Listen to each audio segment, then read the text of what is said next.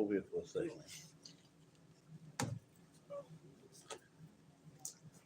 Let them see the whole brass band.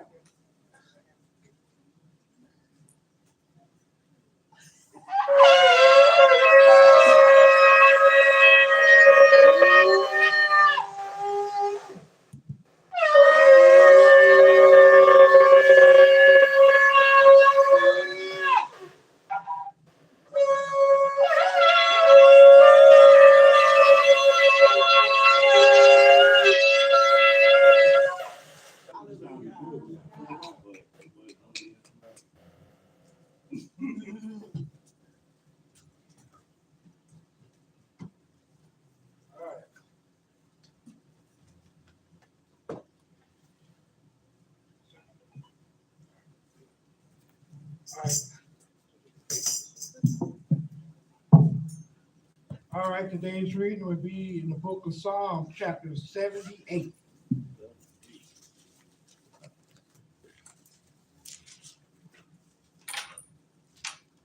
Hallelujah. Give ear, O my people.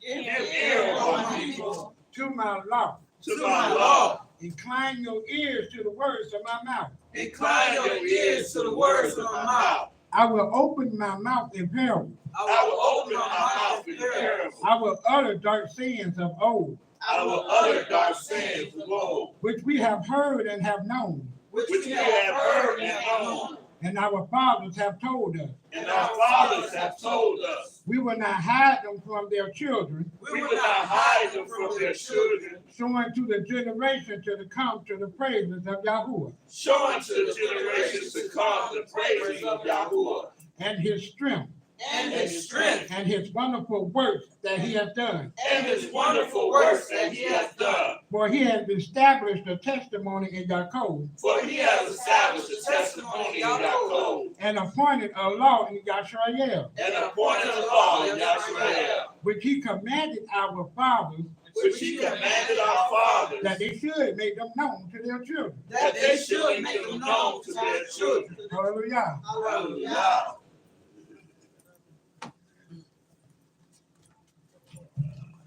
Hallelujah.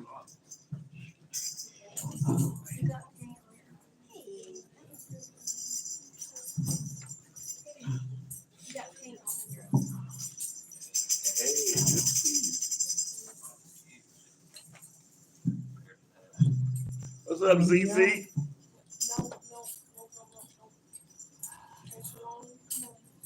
We turn to Mark chapter 12, verses 28 and 29.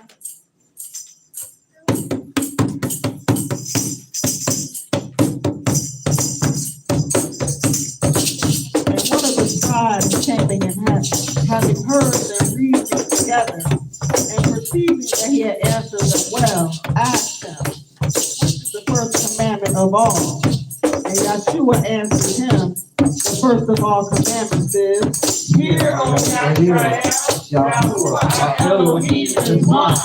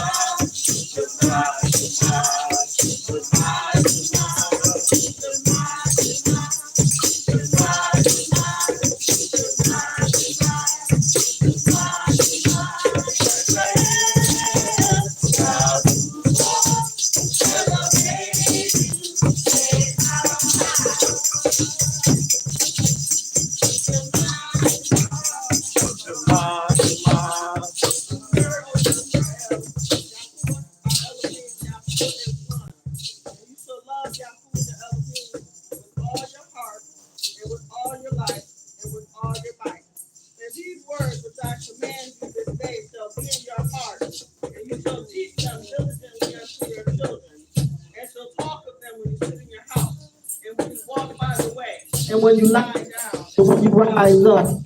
You shall bind them for a sign upon your hand, and they shall be as frontlets between your eyes, and you shall write them upon the post of your house and on your gate.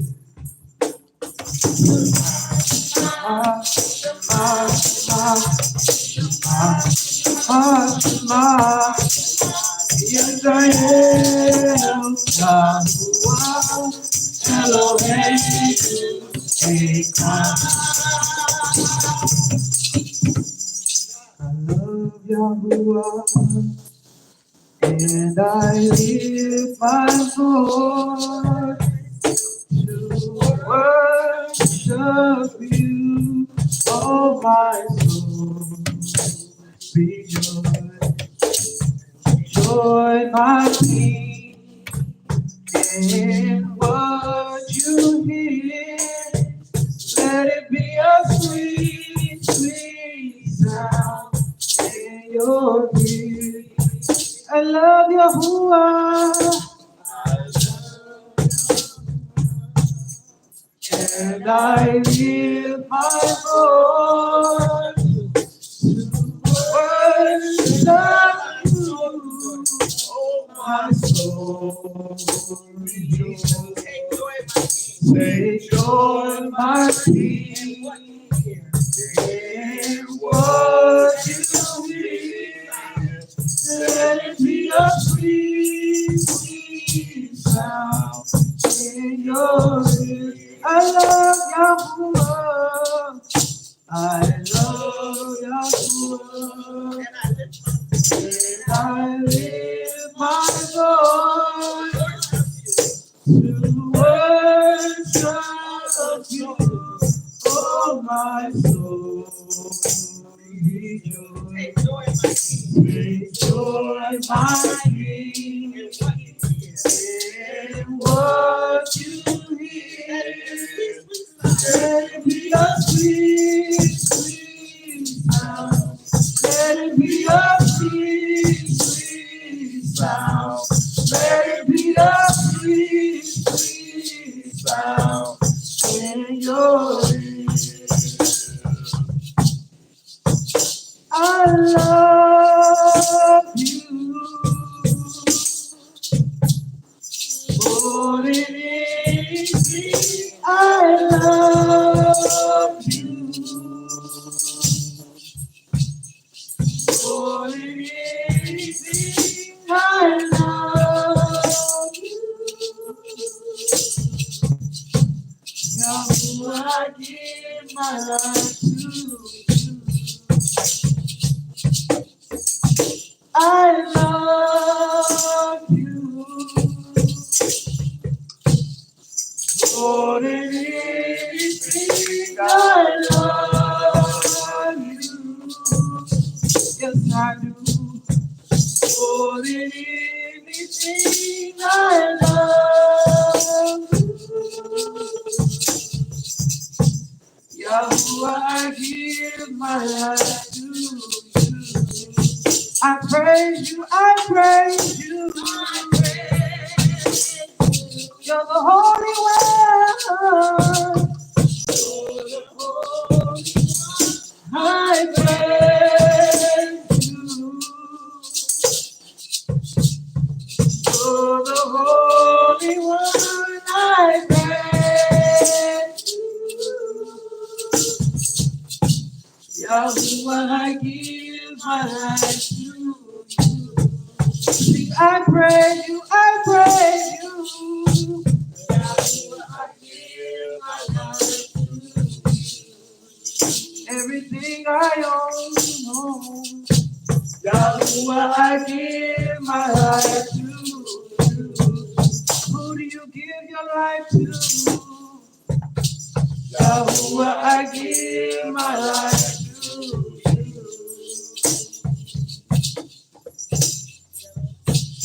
Yahuwah, I give my life to you. This is Shabbat. This is Shabbat.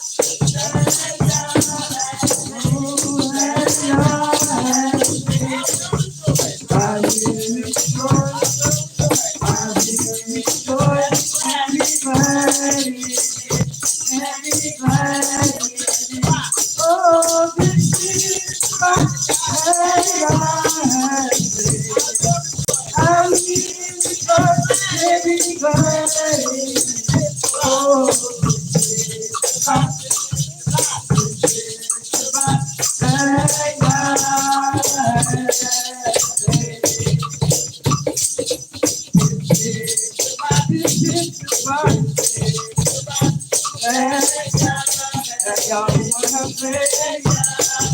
I will rejoice. Yes, I will.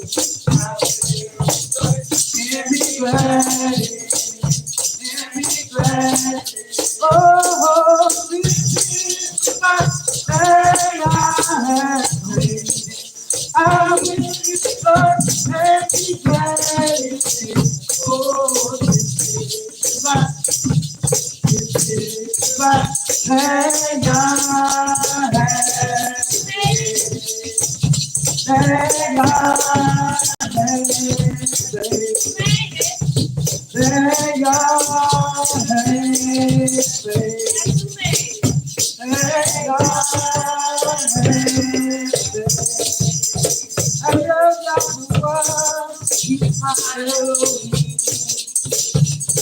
For he has done very much for me. He has taken all my sins. Holy Spirit, oh, I love Yahweh. I love Yahweh. He's my Elohim. For he has done so very much for me. He has taken all my sins. Holy Spirit, oh, I love Yahweh. My Elohim. I love Yahweh, He's my Elohim. For He has done very much for me. He has taken all my sins. Holy Spirit, oh, I love Yahweh, my Elohim. Sing, I love Yahweh, my Elohim.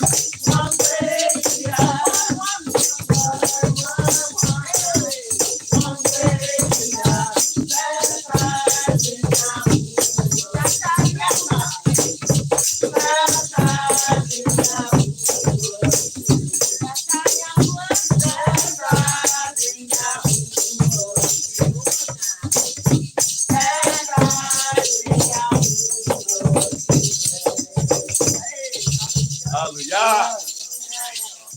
Right. Oh. Yeah, you gotta keep it watching this. Go loud. Testing. 1, 2, 3. It's off. What type of slip shot organization are you?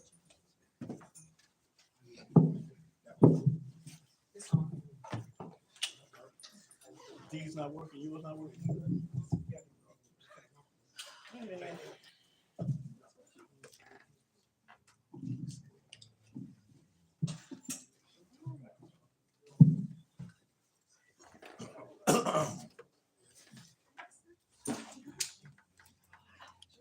$11. Oh.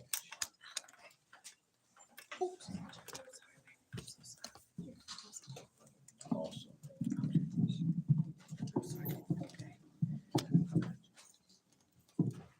Hallelujah. Hallelujah. Okay, today's reading out of the book of Proverbs gonna be chapter 11.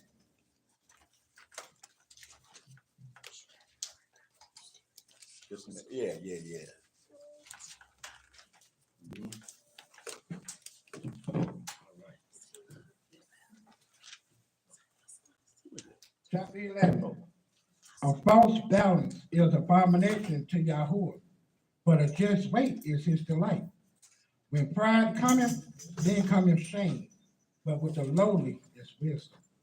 The integrity of the upright shall guide them, but the perseverance of the transgressors shall destroy them. Riches profit not in the day of wrath, but righteousness delivers from death. The righteousness of the perfect shall direct his way, but the wicked shall fall by his own wickedness. The righteousness of the upright shall deliver them, but transgressors shall be taken in their own naughtiness. When the wicked man died, his expectation shall perish, and the hope of unjust men perishes. The righteous is delivered out of trouble, and the wicked cometh in his stead. And the hypocrite with his mouth destroys his neighbor, but through knowledge shall the just be delivered. When it goes well with the righteous, the city rejoices, and when the wicked perish, there is shouting. By the blessings of the upright, the city is exalted, but it is overthrown by the mouth of the wicked. He that is void of wisdom despises his neighbor, but a man of understanding holdeth his peace. A talebearer revealeth secrets, but he that is of a faithful spirit concealeth the matter. Where no counsel is, the people fall, but in the multitude of counselors there is safety. He that is surely for a stranger shall smart for it, and he that hateth surety is sure. A gracious woman retaineth honor, and strong man retaineth riches. The merciful man doeth good to his own soul, but he that is cruel troubleth his own flesh. The wicked worketh a deceitful work, but to him that soweth righteousness shall be a sure reward. As righteousness tendeth to life, so is he that pursueth evil, pursueth it to his own death. They that are of a froward heart are an abomination to Yahuwah, but such as are right in the way are his delight. Though hand join in hand, the wicked shall not be unpunished, but the seed of the righteous shall be delivered. As a jewel of gold in a swine's snout, so is a fair woman which is without discretion. The desire of the righteous is Man, only that's deep. Read that 22nd verse again, please. as a jewel of gold in a swine's snout, so is a fair woman which is without discretion. The desire of the righteous is only good, but the expectation of the wicked is wrath. There is that scatters and yet increase, and there is that withholdeth more than is meat, but is tender to poverty. The liberal soul shall be made fat, and he that watereth shall be watered also himself. He that withholdeth corn, the people shall curse him, but blessing shall be upon the head of him that selleth it. He that diligently seeketh good procureth favor, but he that seeketh mischief, it shall come upon him. He that trusteth in his riches shall fall, but the righteous shall flourish as a branch. He that troubles his own house shall inherit the wind, and the fool shall be servant to the wise of heart. The fruit of the righteous is a tree of life, and he that winneth souls is wise. Behold, the righteous shall be recompensed in the earth, much more than the wicked and the sinner. Hallelujah.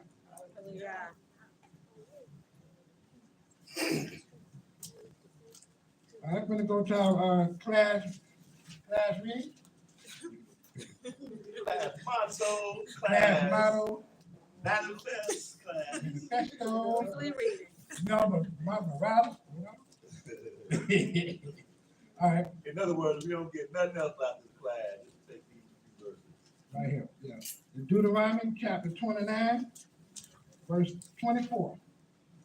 Even all nations shall say, Wherefore has Yahuwah done this unto this land? What meaneth he the heat of this great anger? Then men shall say, because they have forsaken the covenant of Yahuwah, the Elohim of their fathers, which he made with them when he brought them out of the land of Mizraim. For they went and served other idols and worshipped them, other gods whom they knew not, and whom he had not given unto them. And the anger of Yahuwah was kindled against this land to bring upon it all the curses that are written in this book. And Yahuwah rooted them out of their land in anger and in wrath and in great indignation, and cast them into another land as it is until this day. The secret things belong unto Yahuwah our Elohim, but those things which are revealed belong unto us, to our children forever, that we may do all the words of this law. Chapter 30. And it shall come to pass, when all these things are come upon thee, the blessing and the curse which I have set before thee, and thou shalt call them to the mind among all the nations where Yahuwah thy Elohim hath driven thee, and shalt return unto Yahuwah thy Elohim, and shall obey his voice according to all that I command thee this day, thou and thy children, with all thy heart and with all thy soul, that then Yahuwah thy Elohim return thy captivity and have compassion upon thee, and will return to gather thee from all the nations where the Yahuwah thy Elohim hath scattered thee. Hallelujah. Yeah.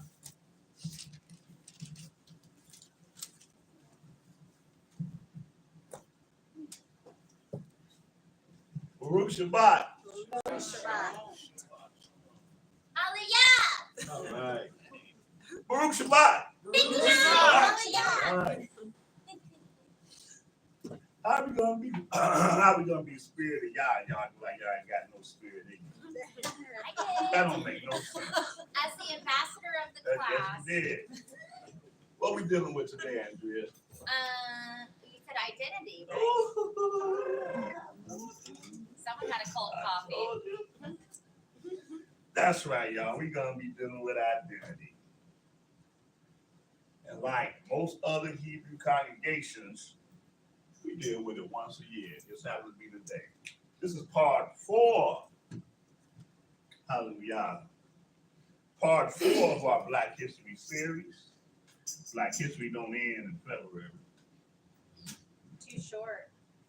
Yeah, it ends when the Father said it ends. So this is part 4 of the series. And I might go 2 Shabbats on that. So I might do part 1, part 2 of this. Identifying Yisrael today. It's one of the easiest classes to do for Israelite. But even some Israelites still don't get this part right. That's another lesson, y'all. As long as we get it right, that's all that matters. Father, thank you for allowing us to come together again today. Thank you for all that you have given us during the course of this week.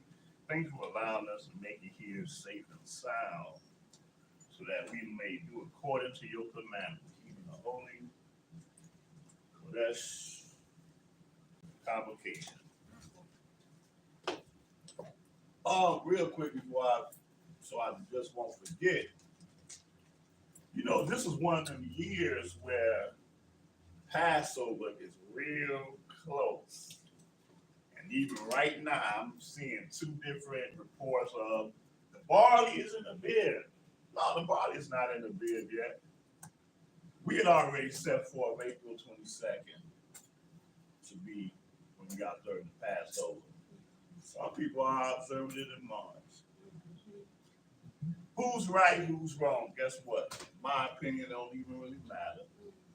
Because every last one of us is doing the best that we can to keep God's appointed feasts and all of his commandments in this place that we are scattered in. So, Father, those of us that may be falling a little short out of ignorance, please, please, please overlook that.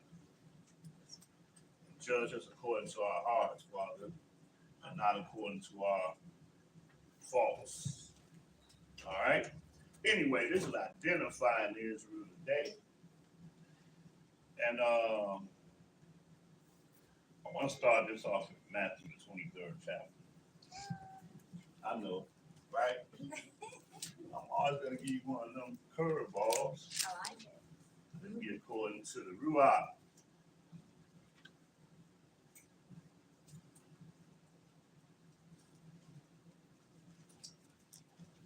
You know when we this part 4, part 3 last Shabbat, what we do? Chronicles of the Confederate Council. Yes. I laugh every time I say that title. Chronicles of the Confederate Council. Did you guys get to see that? Chip. You guys get to see that? No, I didn't get it. Man, look. But the one before that was If My People, YAH's people. And it talked about a lot of the horrible mindset that we allowed ourselves to get subject to that caused the Most High to place us in a severe judgment. So based off of that, I want to start off right here in Matthew 23rd chapter before we get to the meat of this. Pick this up in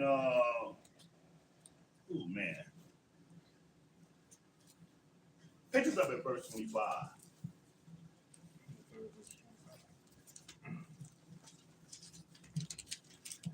Woe unto you, scribes and Pharisees, hypocrites! For you may clean the outside of the cup and of the platter, but within they are full of extortion and incest. Thou blind Pharisee, cleanse first which is within the cup and platter, that the outside of them may be clean also. Woe unto you, scribes and Pharisees, hypocrites! For ye are like unto whited sepulchres, Yep. which indeed appear beautiful outward, but are within full of dead men's bones, and of all uncleanness. Even so ye also outwardly appear righteous unto men, but within ye are full of hypocrisy and iniquity. Now you know what's weird? I thought just came to me just now. I mean, like this second, okay? But Yahshua is giving our leaders a reality check. Because as go the leaders, as go the people. He's giving them a reality check. Like y'all think y'all this, but really y'all not this. In fact, y'all are the exact opposite of what you're supposed to be.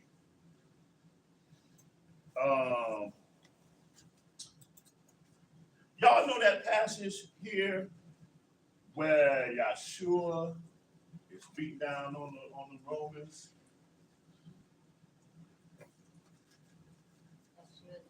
Huh? You said Yahshua is beaten down. Yeah, on the when he Romans? beat down on the ones that is in control, that's running the whole doggone region.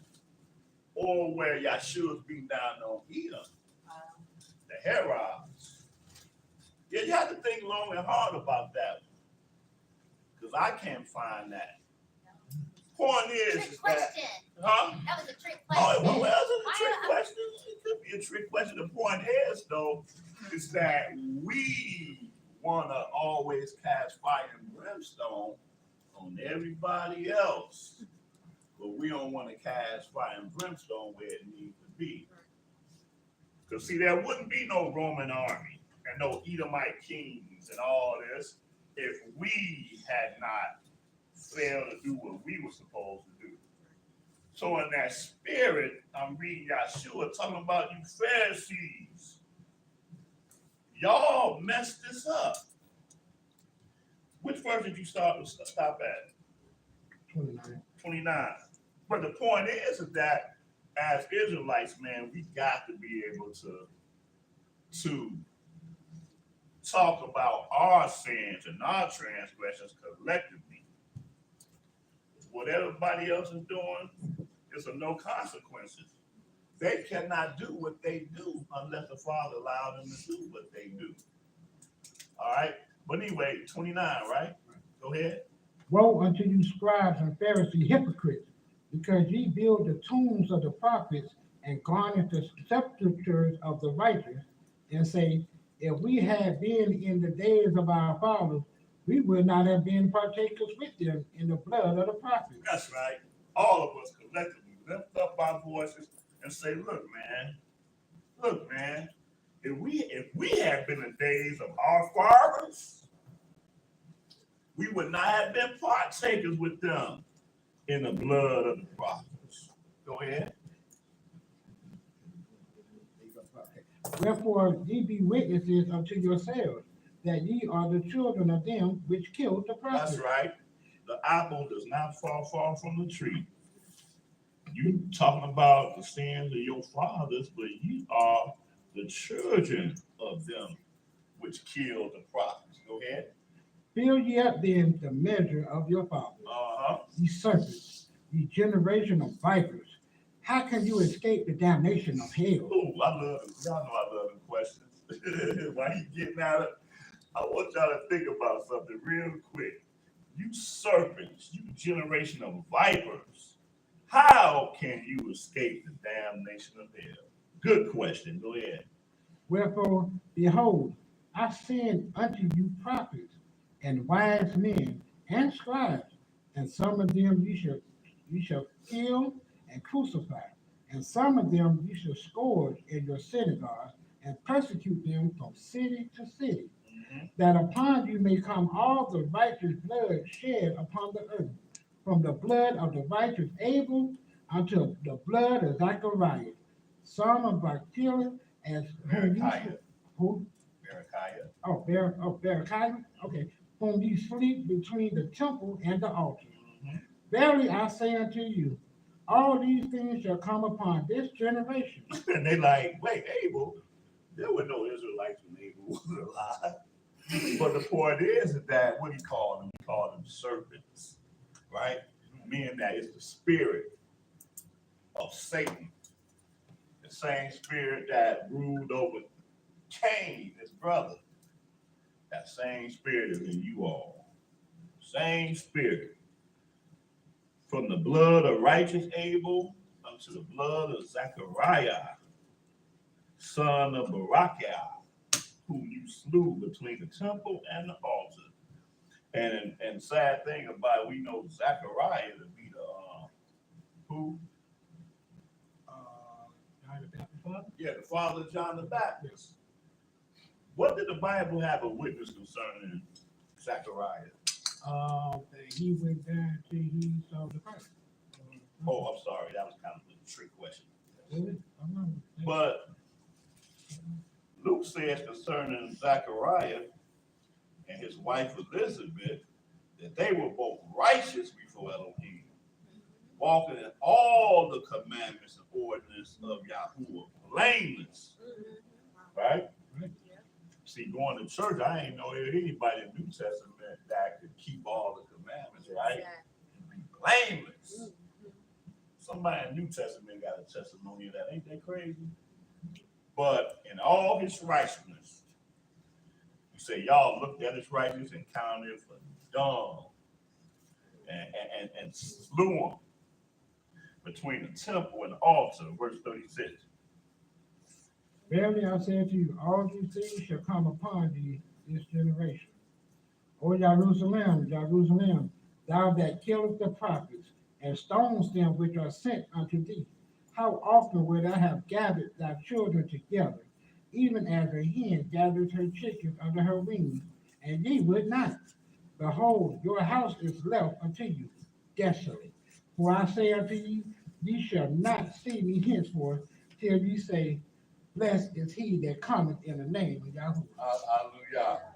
So I wanted to begin this lesson as Yahshua making a testimony against the people, showing them all the way from the beginning all the way to this present day, the wickedness.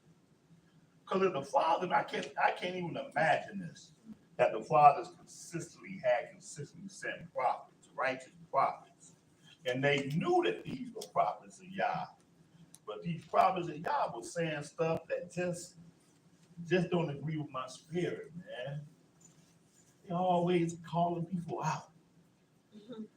I don't like to be called out like that. Something has to be done. Generation after generation, all that blood being shed.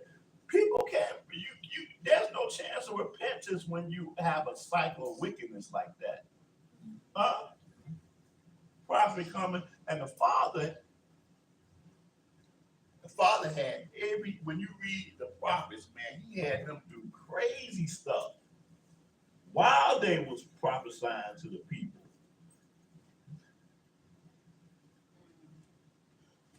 Deuteronomy the 28th chapter.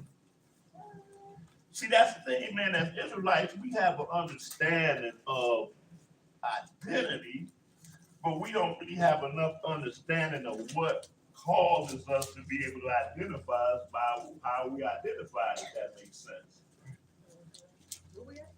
Deuteronomy the 28th chapter. Deuteronomy the 28th chapter. And start this at the 46th verse.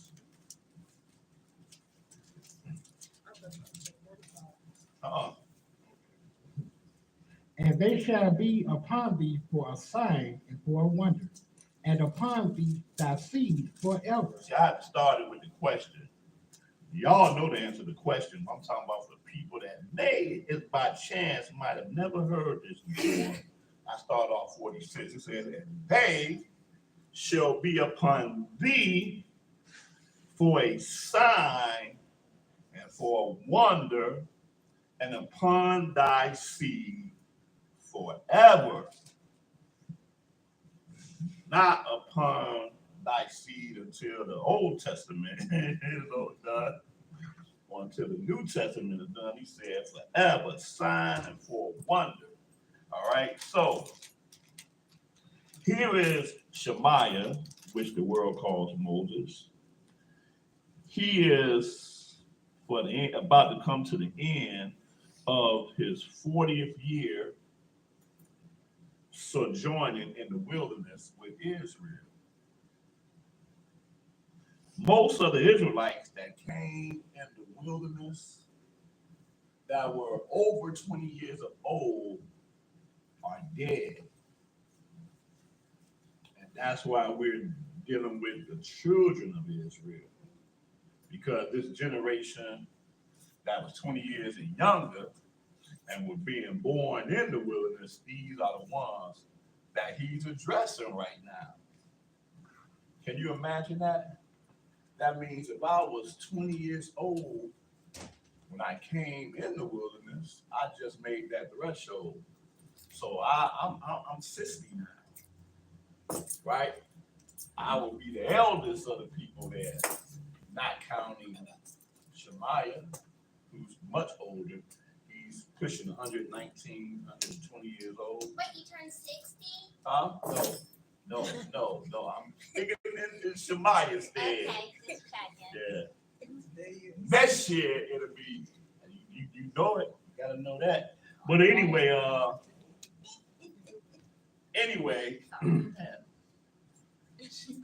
That mess you up.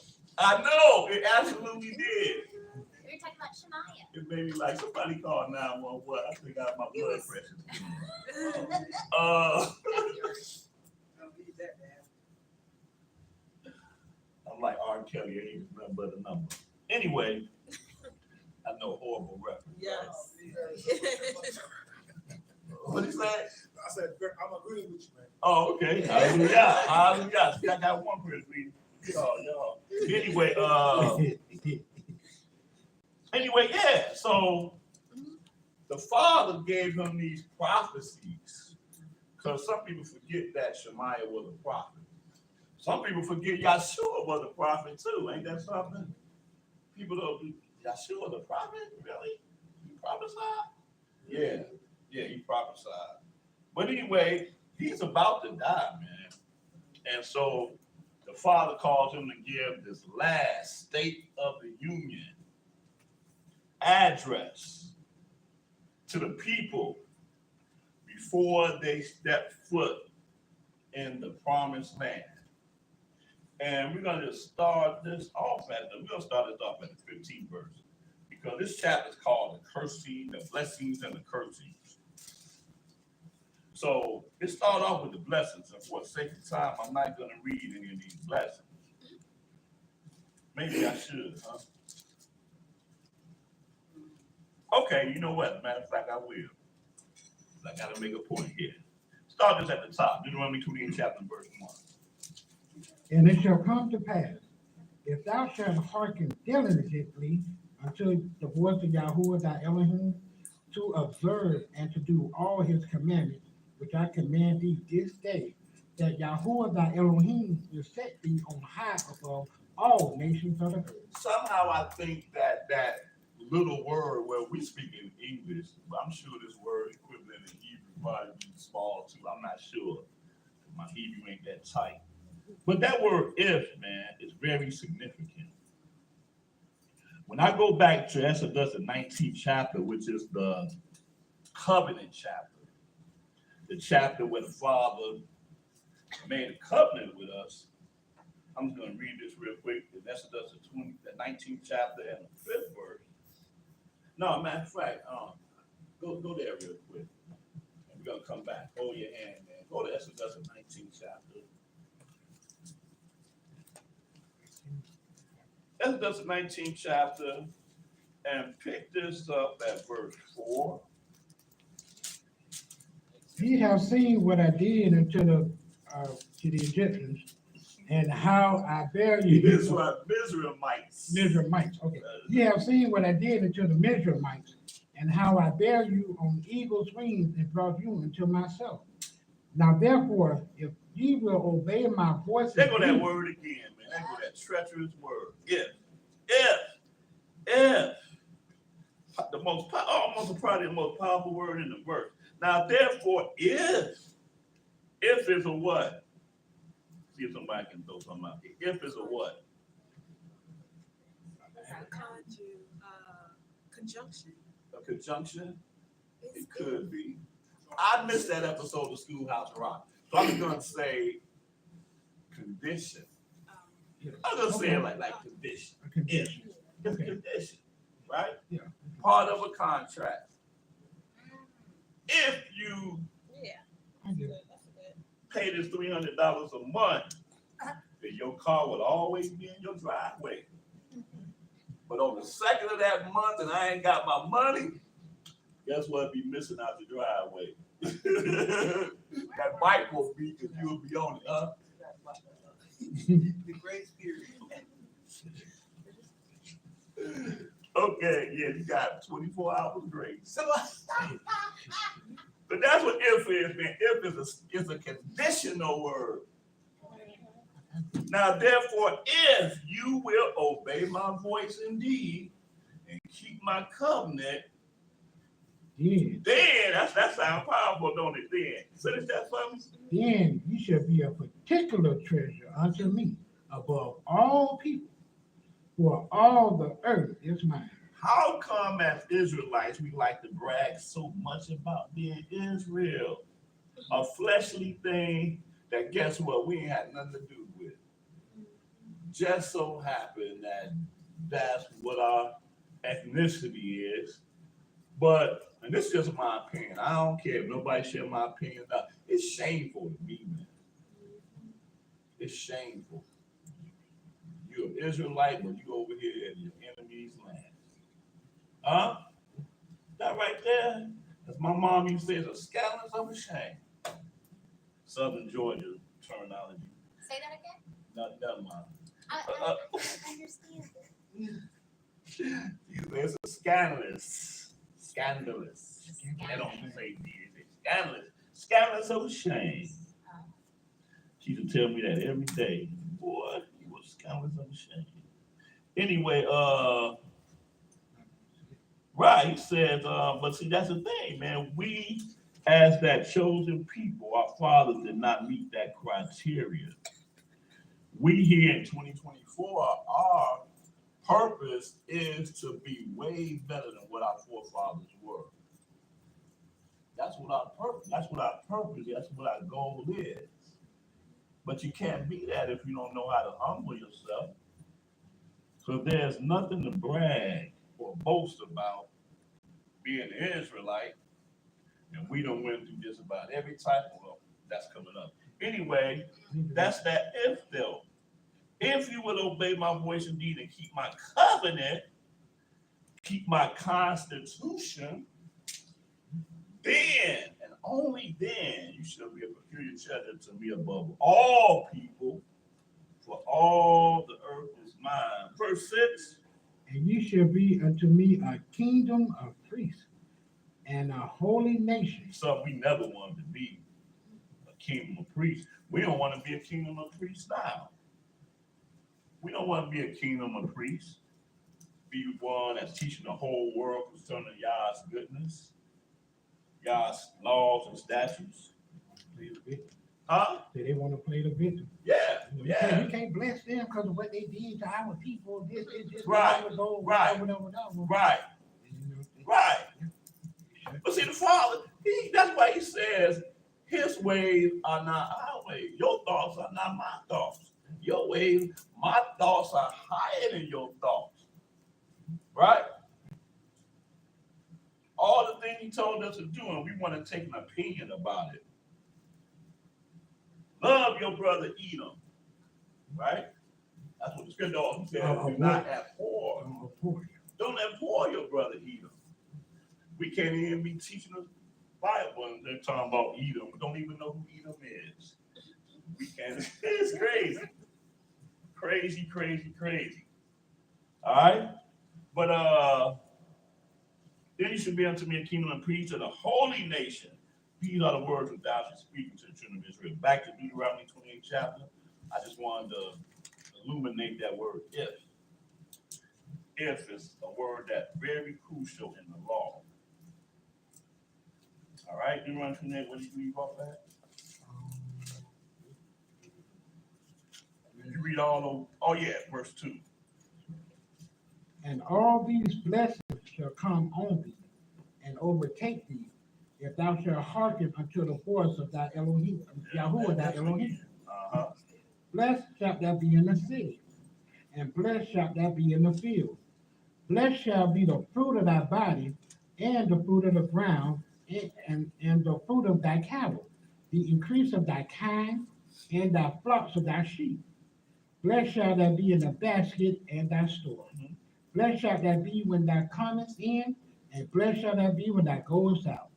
Yahuwah shall cause thy enemies that rise up against thee to be smitten before thy face. They shall come out against thee one way, and flee before thee 7 ways. Yahuwah shall command a blessing upon thee in the storehouses, and in all that thou settest in thy hand unto, and he shall bless thee in the land which Yahuwah thy Elohim giveth thee. Yahuwah shall establish thee in the holy people unto himself, as he has sworn unto thee, if thou shalt keep the commandments of Yahuwah thy Elohim and walk in his ways. Man, we didn't read that fine print, boy. He keeps talking about if. Yeah. We heard all that good stuff. Oh, my cattle is blessed. Oh, yeah, the land that I ain't have to buy is going to be blessed. My enemies are coming against me. I ain't even got to lift up my dukes to deal with them. Man, that's the best thing ever. But we missed that little word, if. If. Wow. Go ahead. And all the people of the earth shall see that thou art called by the name of Yahweh. Oh, some of the people of the earth. Oh, Just some. Just some. Go ahead. and they shall be afraid of thee. And Yahuwah shall make thee plenteous in goods, in the fruit of thy body, and in the fruit of thy cattle, and in the fruit of thy ground, in the land which Yahuwah sware unto thy fathers to give thee. Yahuwah shall open unto thee his good treasure, the heaven to give the rain unto the land in his season, and to bless all the work of thy hand.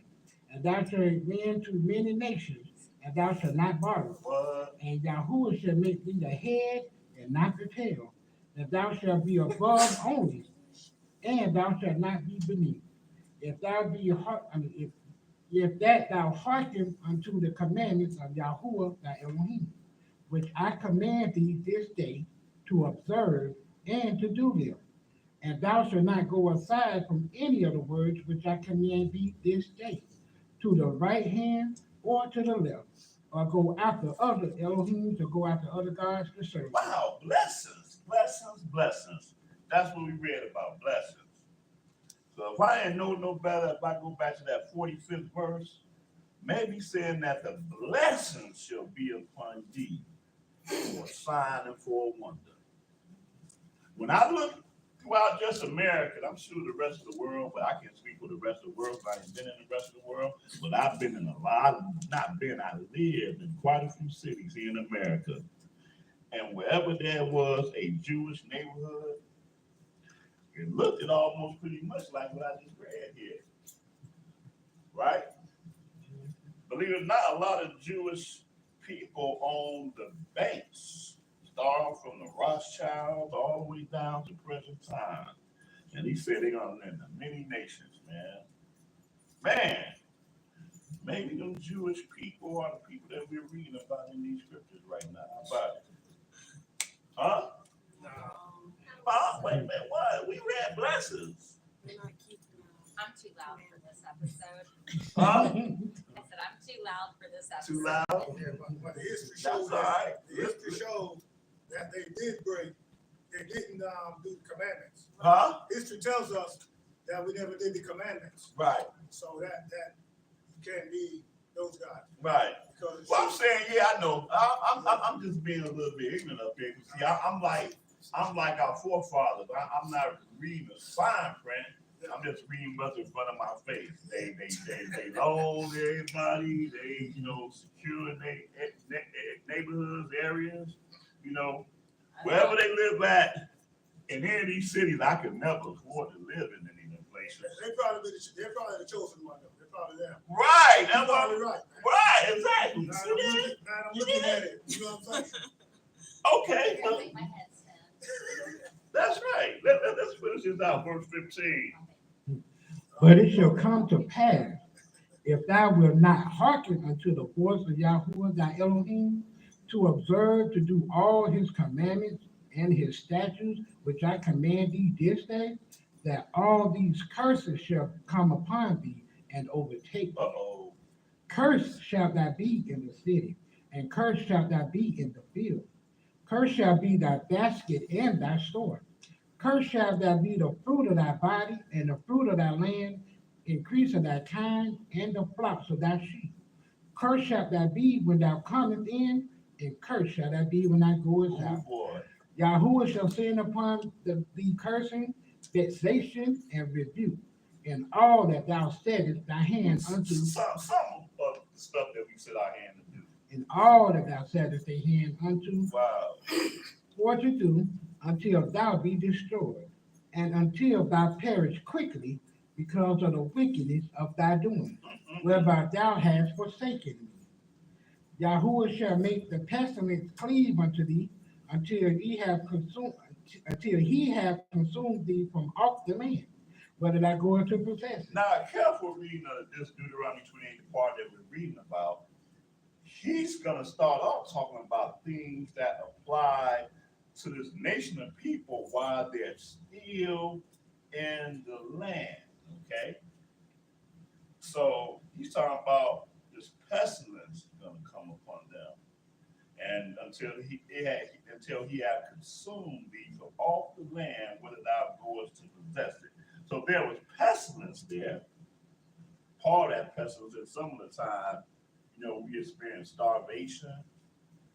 But a lot of the things that was happening to us was what the Father did with our enemy and causing that to happen. That's why I had to do that lesson, Chronicles of the Confederate Council, to show how the Father set up enemies. And these enemies cannot do anything to you.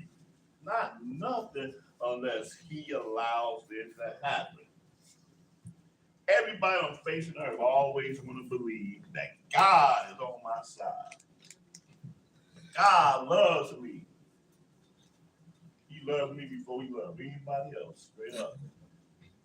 We don't never can conceive the fact that the Most High, the Elohim of heaven and earth, is the author of all the troubles that you are going through. And like you say, we're quick to play the victim. That's our gospel, being victimized. Go ahead. 22. Yahuwah shall smite thee with a consumption, and with a fever, and with inflammation, and with an extreme burning, and with the sword, and with blasting, and with mildew, and they shall pursue thee until thou perish. Thy heaven that is over thy head shall be brass, and the earth that is under thee shall be iron. And Yahuwah shall make the rain of thy land powder and dust. From heaven shall it come down upon thee until thou be destroyed. Yahuwah shall cause thee to be smitten before thy enemies. Thou shalt go out one way against them, and flee 7 ways before them, and shall be removed in all the kingdoms of the earth. Here's the sad part about really reading this, y'all. The sad part of this is that at this point we've had 40 years of dealing with the Father intimately. There should not have been not one person that is hearing the sound that come out of Shemaiah's mouth. The question, is this real? Right. Is this really real? Their very presence, being in the wilderness, having went to wars against certain nations that were mighty enough, even at this time, had only came through the power of the Most High YAH. Not to mention the history of how they came up out of Mizraim in the first place. This is like one generation removed. I just have a question, and I ain't want you to get off subject here. In verse 23, it says, the heaven that is over thy head shall be brass, and the earth that is under thy foot shall be iron.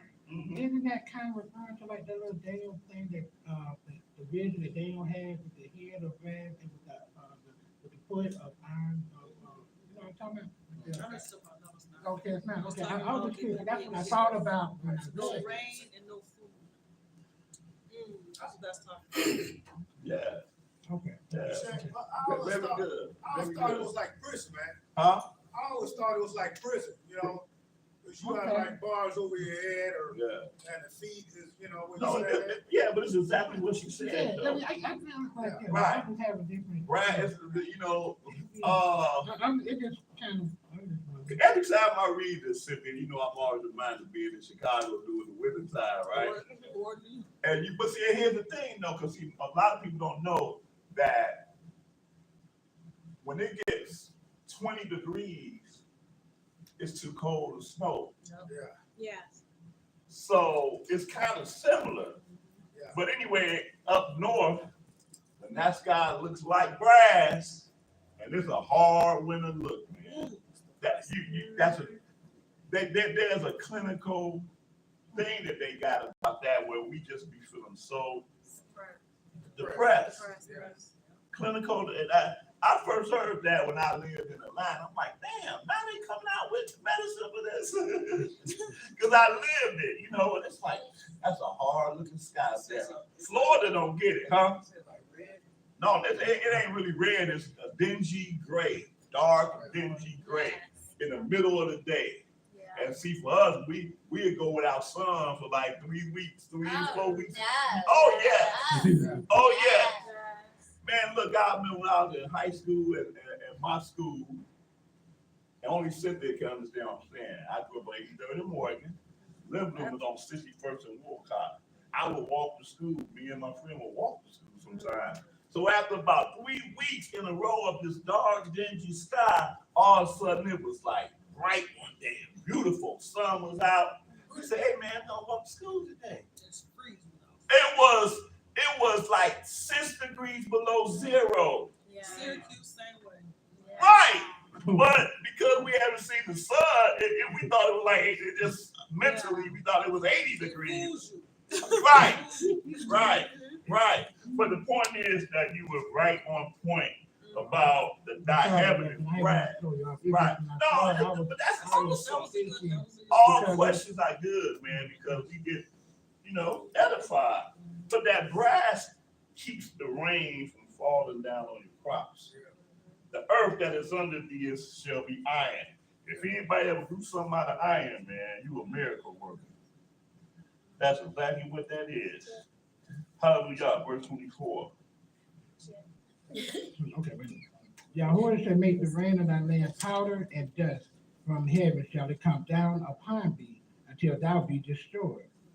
Yahuwah shall cause thee to be smitten before thy enemies. Thou shalt go out one way against them, and flee 7 ways before them, and shall be removed until all the kingdoms of the Oh, earth. this is some of the kingdom. All the kingdoms of the Huh? earth. That means Israel, we're gonna be in a lot of places, man. Just everywhere there's a nation, somewhere you're gonna find us there. And we all got there by the same way. Wasn't by our own choice. Hmm? I do agree with this. Huh? I did agree with Right. So that means if I go to Japan and I see that somebody that look like me there and look up their history, yeah, somebody was in chains there. If I go into England, see somebody look like me there, man, how'd you get over here? Pretty much the same way. All of these nations, man, gonna have a history of this one people that they were somehow removed there.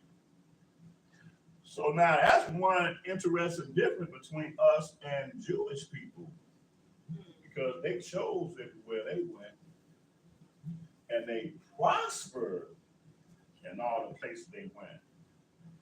They prospered so well in Germany, and again, I'm not trying to be hateful against Jewish people. I'm not trying to be anything negative. I'm just saying just straight history. We know about the experience that they had went through the Holocaust through Hitler. We know about that. But in all fairness, very few people ask about why did that happen? What happened in Germany that caused them to give power to this madman? Right? They might be asking that about Trump in a few years. I don't know. Put that on the wraps for now. But anyway, that was the thing, man. They came there and they set up this system. First, it was currency exchanges. That's what we call it in Chicago, currency exchange. That's where we got it from. You know, down here they call it cash checking places. I went to Atlanta, man. I'm like, damn, I have my little check. Anybody know what currency exchange is? They're like, damn, what you trying to change? Francs? Deutschmarks? pound. Yeah, that's what my coworkers said. Like, man, currency exchange. I'm like, that's what we call it up in the South, currency exchange. But that's what they did until it became a big banking system, and the whole nation was borrowing money from these people that were the Jewish people there. And then it got so bad that what you say? Wait, say it again. Inflation. Well, yeah, exactly. It was like inflation. They were over, interest, charging over interest. Oh yeah, it got bad financially. So bad that the Deutschmark was falling by the minutes. Now, I gotta see videos, man, when people were carrying wheelbarrows of money just to go to the store to buy a loaf of bread. And they had to get it fast as they can while it was still, it was still dropping. This was the madness that caused this dude to rise into power. And I'm just saying from historical dynamic, okay? Go ahead, verse 26. And thy carcasses shall be meat unto all fowls of the air, and unto the beasts of the earth, and no man shall fray them away. And Yahuwah will smite thee with the botch of Mizraim, and with the emerald, and with the scab, and with the itch, wherefore thou cannot be healed. Yahuwah shall smite thee with madness, and blindness, and astonishment of heart. We still suffer from that right now. Scratching our heads, wondering, man, what is this? Why we keep experiencing some of the things that we thought was over with? How do we end this cycle? Why are there still neighborhoods in Jacksonville like a Moncrief? In Chicago like the low end? In Atlanta like Vine City and the West End, where a certain segment of people in the population are still downtrodden the way they are. Philadelphia, like North Philly, huh? Hey, madness is walking around without a belt. You got on a tight pants, it's falling off you. That's Okay. madness. Yeah. You know, I mean, Yeah. come on now, you got on a belt, but your pants is falling off. And you walk around like that, you showing your draw. Hey, that's astonishment in itself. That's madness right there. Man, And that's astonishment. It's Man, madness, man. right, it is. We scratch our head constantly, man, and it's crazy. But go ahead. and thou shalt grope at noonday as the blind gropeth in darkness. And thou shalt not prosper in thy ways, and thou shalt be only oppressed and spoiled evermore, and no man shall save thee. And for some reason, when people try to read this without understanding, they think that they're reading an individual experience. But nothing in this chapter is an individual dynamic. It is a national dynamic. Okay? So when you understand that, that in itself gives more clarity to what we're reading about. You'd be surprised how many people try to teach this and be like, oh, I got the blessings of Yah on me, and I'm blessed in the city, and I'm blessed in the field, this, that, and the other. I'm like, come on, man. Come on, Andrea, what we got to do? But blessed and highly favored? No, we got to read this from, Oh, from the historical dynamic. right. You gotta read it Sorry, I from- got Cynthia. I know. Go ahead. Where we at? Verse 30. Thou shalt betroth a wife, and another man shall lie with her. Thou shalt build a house, and thou shalt not dwell therein. Thou shalt plant a vineyard, and shalt not gather the grapes thereof. You know, when I think about that, I think about the fact that, now we have the ability to sign up for 23andMe and Ancestry.com and all these other great sites to figure out where we are. Everybody that I know that looked like me got at least, if they got less than 10%, man, more power to them. I have exactly 10% of European in my blood, right? And I know that 10% comes from somewhere down my line. There was a mama that had no right to her own body. I don't know nobody that's looked like me, despite what my man said at school days. Oh, I'm 100% whatever. Lawrence, whatever his name was, Lawrence Fishburne. That's what he told his girl. See, we didn't have Ancestry.com back then. He could say it, but it ain't true, dude. You got some European in you. You got some other slave masters DNA in you, and that's just how it came to be about from that. Okay, so that's what he's saying. That you shall betroth the wife, but guess what? Another man shall lie with her. You're gonna build a house, but you ain't gonna dwell therein it. You shall plant a vineyard, shall not gather the grapes thereof.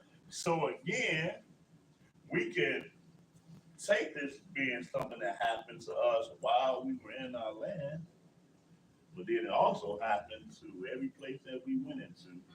That's what it was. Verse 31. Thine ox shall be slain before thy eyes, and thou shalt not eat thereof. Thine ass shall be violently taken away from before thy face. You can take that one two ways.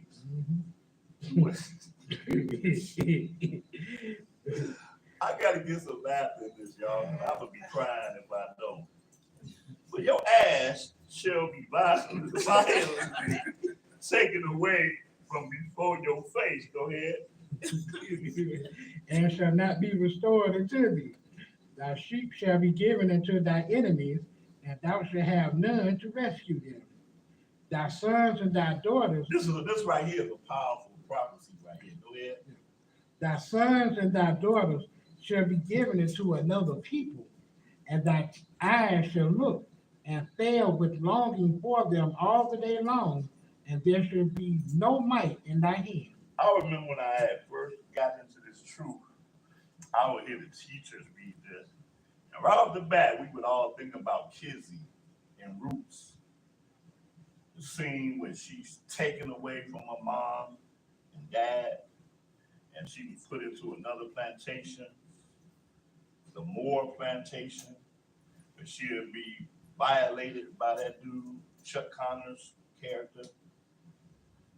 Man, I hated Chuck Connors after that. He played that role so well. You used to see them in that, the Rifleman, and all the other little weather deals there, but all that, just like Mr. Brady. We all love Mr. Brady until we saw him in Roots being Master Reynolds.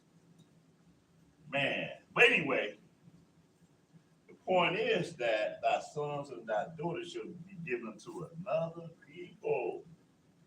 So somewhere on this earth, there's a nation of people, a segment of people that are not known for who they are. And everything about them is based off of the people that took them captive. Because we are the sons and daughters. Huh? We are the sons and daughters. I am speaking a language that I shouldn't even be speaking right now. Huh? My last name was a name that didn't have nothing to do with me. That came from a plantation. Huh? That's what these people that he's talking about right here. So that's how you know that if you have a name and your language and everything about you is based off of captivity, then this verse alone is a very powerful verse. Should be given to another people. When you give them to another people, you are eventually going to evolve into that people. You're going to be worshiping their gods. Everything about you is going to be based on them because, quite frankly, we don't know anything unless we have been taught by the people that took us. That's why the interpretation of the Bible that the people have today is based on what was taught to them by their captain. Yeah, absolutely. Yeah. And see, Pictures and everything. right. And the great thing about knowing the Father, knowing His Word, is that I don't even have to be prejudiced or hateful against these people here that did this. Because again, if it wasn't for our wickedness, they wouldn't have no power in them to do the things that they did. Now, certain things they did, they went above and beyond. And Zechariah deals with that, but at the same time, vengeance belongs to the Father. It don't belong to me. So it ain't nothing for me to get mad about. It's for me to act accordingly so that I'll be worthy of the Father's mercy and grace. And prayerfully, His blessings. That's the only way out of this. No other way out of this. But that 32nd verse is a powerful verse, man. You would take that verse all out by itself, and that's the end of it right there for me. I wonder what the Jewish people think when Come they read on, that. come on, come on. You can say that after we read every single verse. By the time we don't finish this verse, you will have said it about 30 times at least. It says it's like a metaphor. It's not really. Say it again. It would say it's a metaphor. It's not really. Oh.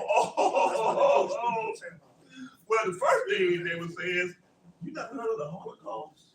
Yeah. Huh? That's the first thing. Long. See, you had to get deeper with them past the Holocaust for you to hear that one right there. Yeah.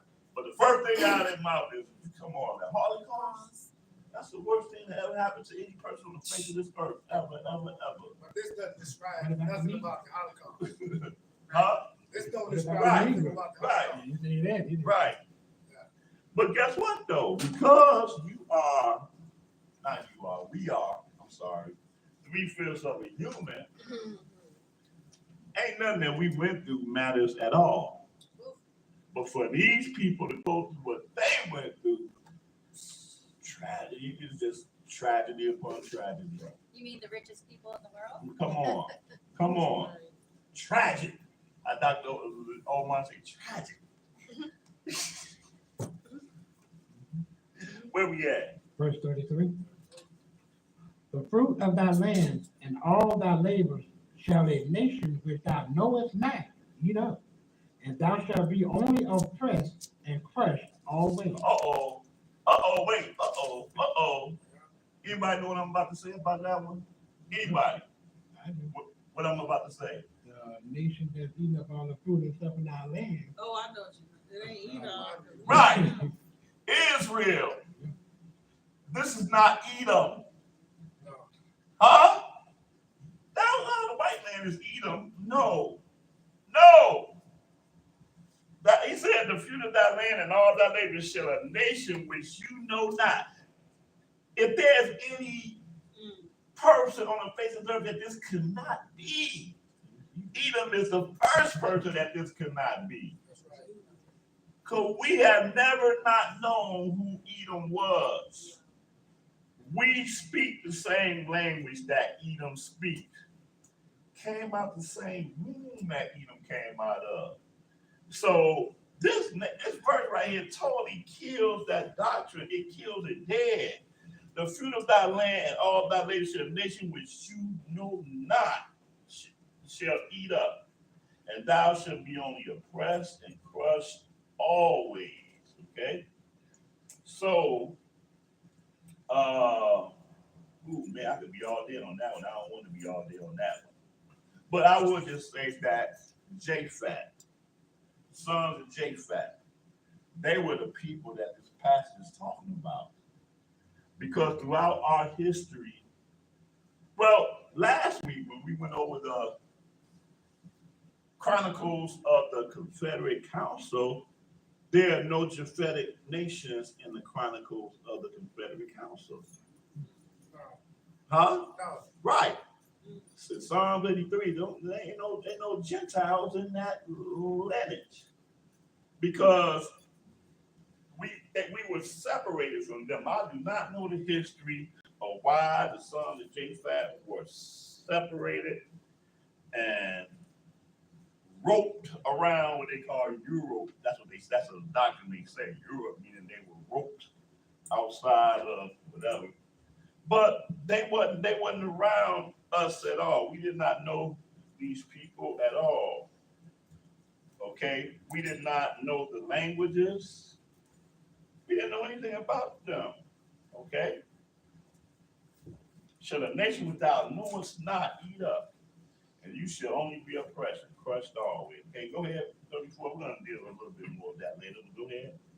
So that thou shalt be mad for the sight of thine eyes, which thou shalt see. And we are mad.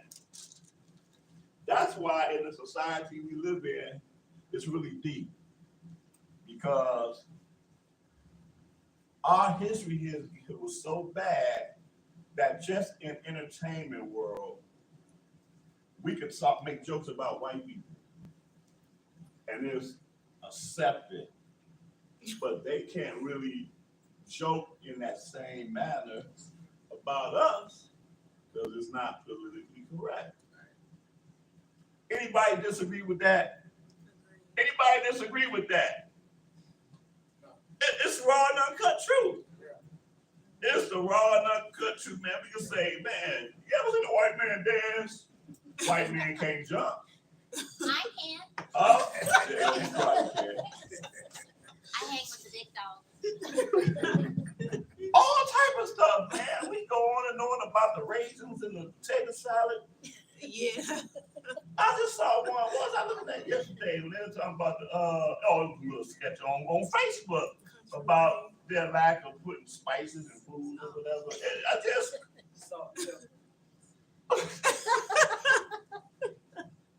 but I'm just saying, that's what we do. We laugh.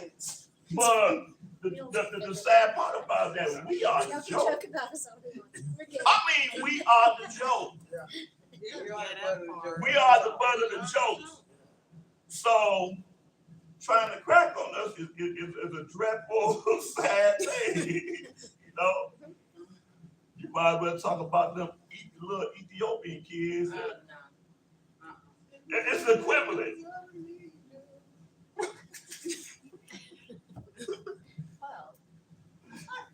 You want 5 minutes to sing your song? What's the name of it?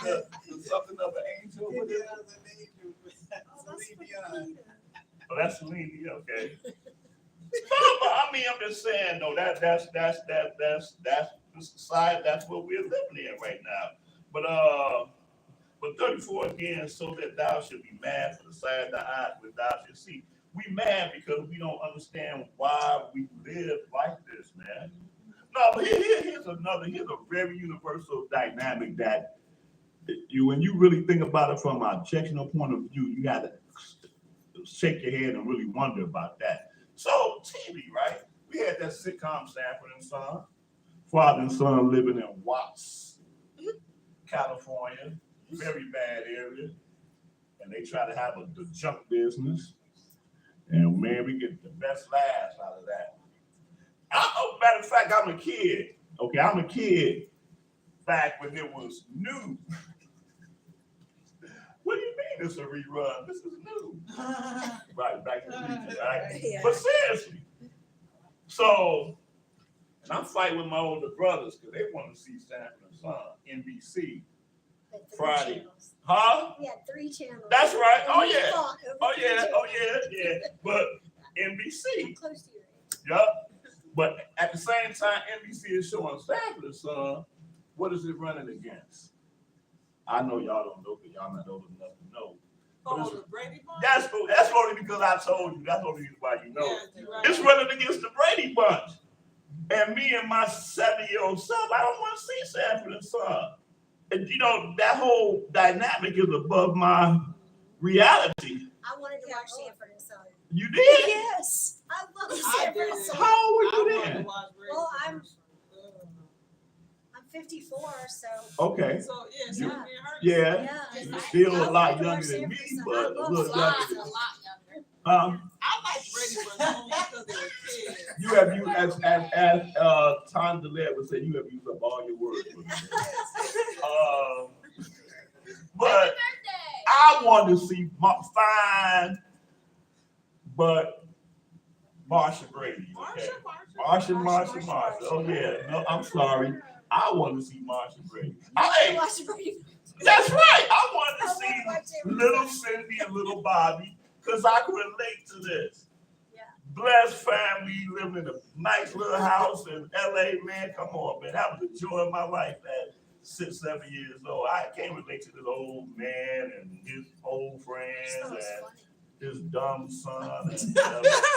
And but on a different note, though, Damon Wilson, that dude represents y'all all day long right now. He's killing it. Oh, yes. Oh, yes. Oh, yes. Check them out on YouTube. Don't you know his name is Yahshua? I couldn't believe that. That's awesome. Oh, yeah. Yeah. Oh, yeah. You can Yeah, you it's search him on YouTube and see. Yeah, it's true. Oh, yeah. He is definitely the truth. That big dummy. You said, who's the dummy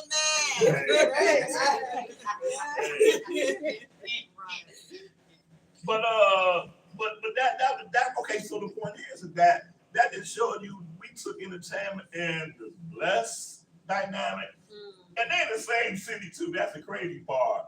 Brady Bunch is somewhere in the nice area in LA, and they're in a Watts, whatever. And then they decide to go to Chicago, and we got a show they call Good Times. And there was absolutely nothing good about them times they was in. Cabrini Green, that's what it was supposed to be based out of. That's a housing project. People ain't never been to Chicago, they had Cabrini Green, and they know what that is. When you watch the Bernie Mac show, you're like, where you kids come from? Cabrini Green? And that's funny.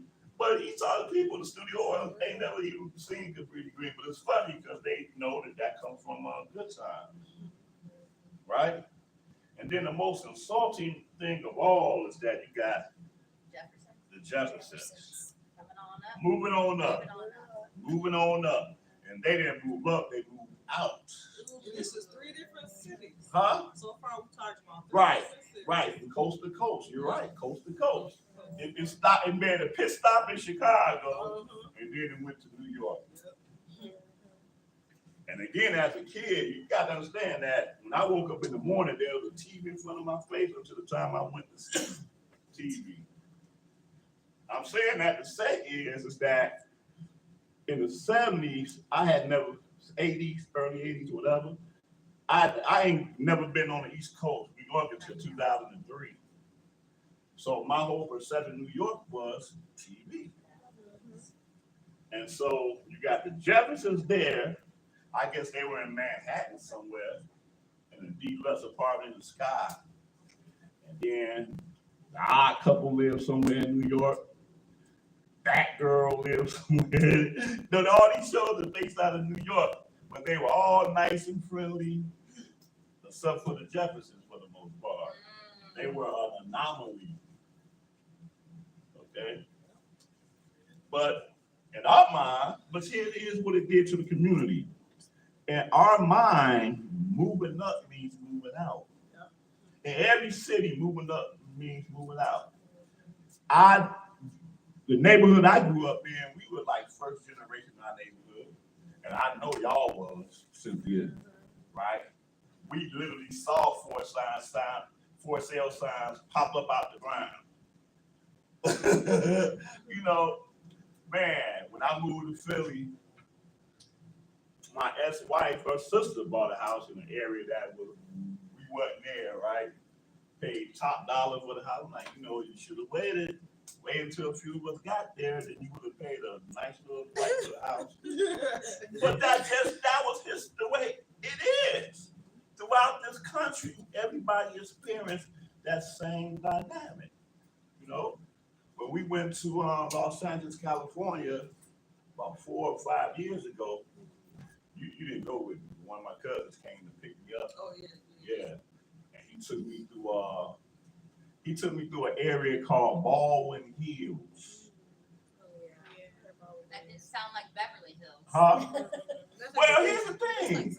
Baldwin Hills was one of the first areas in LA that we were allowed to live in collectively when we moved on up out of Compton and Watts and all them areas, right? So we took them, hey, we sell a house here in Baldwin Hills. Like, yeah, that's nice, But there was a time when we wasn't in Baldwin Hills at the point.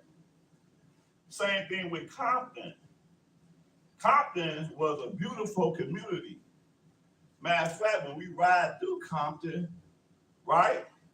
We looking at these houses that the people live in, like on Boys in the Hood or whatever. Yeah. You can't even buy one of them for less than $350,000. Maybe now it's more. It's way much more now. In the hood. But it started off being a white community. And they did a whole show about it called Them. Anybody ever seen that show called Them? Yeah. What network was that on? Hulu. Yeah, it was like Hulu or something. Was it now Hulu? It's on Amazon. It's on Amazon. Yeah. Okay. Yeah, a show called Them, man. It was a mini series, whatever. And that show was crazy, man. Black family moved into Compton. I think that was West Compton. There's East Compton and West Compton. That was East Compton, now that I think about it. And they were the first black family moved there. And so we're looking at the show, and here we are in 224. We're like, oh, wow. Compton was beautiful back then. It really was. But we kept coming in Compton, and it evolved into what it is. That show Them is crazy, though. That one episode, right? All of them crazy. Where they took the black family, they went back in time some kind of way. They went back in time, and they was all in the 1800s, and they was traveling or something. Correct me if I'm wrong. They came across these white people that were traveling with them, right? And they was real nice to them and everything at first. But when they got to where they were going, man, the preacher gathered them. I don't remember the whole thing, but I know they took their eyes, poked their eyes out at the family. And he quoted the scripture right here. For you styles should be blind. Quote Deuteronomy 28 chapter why the whole community is doing what they're doing to these people. Yeah, crazy. Yeah. I wonder if he knew some truth. Well, he was quoting it. He was quoting it while the people were doing what they were doing to the people. You shall be blind and thou shalt not prosper in thy ways. That was a crazy episode, man. So, yeah. Anyway, what verse we at? 35. 35? Yahuwah shall smite thee in the knees and in the legs with the sore box that cannot be healed, from the sole of thy foot unto the top of thy head. Yahuwah shall bring thee and thy king which thou hast set over thee unto a nation which neither thou nor thy fathers have known. See, that's the second time it mentions that. That's the second time it mentions that. So last week when we was in that lesson, right, we talked about, remember when I asked y'all who came after the Assyrian kingdom? Because the Syrians were the ones that took the 10, right. The Syrians were the one that took the 10 tribes out. King Sennacherib of Assyria. Then after their kingdom, Nebuchadnezzar, Babylon came right behind them. He was the beginning of the Gentile power structure, the beginning. Okay? And that's what he's talking about right here. Yah shall bring thee and thy king, which thou shalt set over thee unto a nation, again, which neither you nor your fathers have known. How are we going to keep talking about Edom? It's impossible for that to be Edom. Impossible. A nation which you nor your father have known, and there shalt thou serve other gods, wood and stone. Oh, wait, I'm about to ask, but he already answered it, though. He already answered it. I'm like, what is the name of the god of wood and stone over here in the Western Hemisphere? You can't get around it. You can't get around it. You help me get around it, 12. Come on, man. Come on with something. Come on. Get over it to don't get under.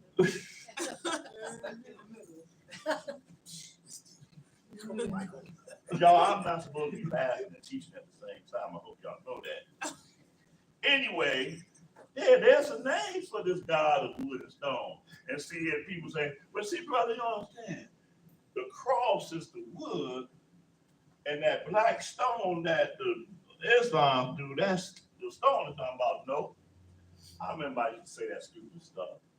No, the cross is not a god. Neither is a stone. Gods are normally humans, and they have a name. So the people here that this is referring to, they were forced to serve the God of their captors. So again, any nation I go to, and the nation have a world religion, and they tell me the name of their God, by process of elimination. I'm about to call you Yosef. I'm about to call you Yosef. Okay, what that mean? Because him That's what I be doing. pronouncing the word. Oh, you say. Oh, okay. Yeah, me deep with that. You'll say what I got to do with that. I forgot. That's okay. That's Yeah, what man. you're talking about, right? Yeah, that's what he's talking I'm about. talking about me. I need to stand a little bit further away so I won't be affected. But anyway, yeah. I lost my train of thought. Where was that? Elimination process. Yeah, process of elimination, So I kept man. hearing elimination. Process of elimination. Whatever God that you're trying to force upon me is not Yah. Oh, what's that? Jesus? Oh, no, that's not Yah. We don't even have to get into no translation, transliteration, any of that crazy stuff. No. And then they like to use this passage in 1 Corinthians, they use out of context. But well, Paul said that if there be another Jesus, whatever, I'm like, you know what? You don't even want to know what that passage is talking about. Y'all know that passage, right? If there be another Jesus, that's that white Jesus right there, the other Jesus. Our Jesus, no, wait a minute, no. There was no black man 2,000 years ago named Jesus, first and foremost. But the thing is that, and this is a whole nother lesson, but when Paul said that, he was saying that in opposition to the three pillars because he was building his own churches and he was dissing the three pillars at the same time. Y'all know we went through that lesson. Yeah. So if there's anybody out here that's preaching another Jesus, that's what he was saying. Yeah. Very few people know historically that that's what he was talking about. Because I have built my church and I'm showing y'all who this Yahshua was. First of all, there was no Jesus. Yahshua was. But if somebody else is preaching a whole nother Yahshua, you'll be well to bear with them. That's what he says in that passage. But see, you got to read it from historical dynamic. That's right. Paul had ops. Oh, yeah. He had ops. Real quickly, he came to Jerusalem to show himself to the people. First thing out of my mouth was, hey man, you wouldn't believe the stuff that I did. You see all those Gentiles. You see all these Gentiles out there converted, man? Like, man, look, slow your roll, man. Right. Hebrews like rushing there and be like, man, look, this that dude, that S, Y, and Z.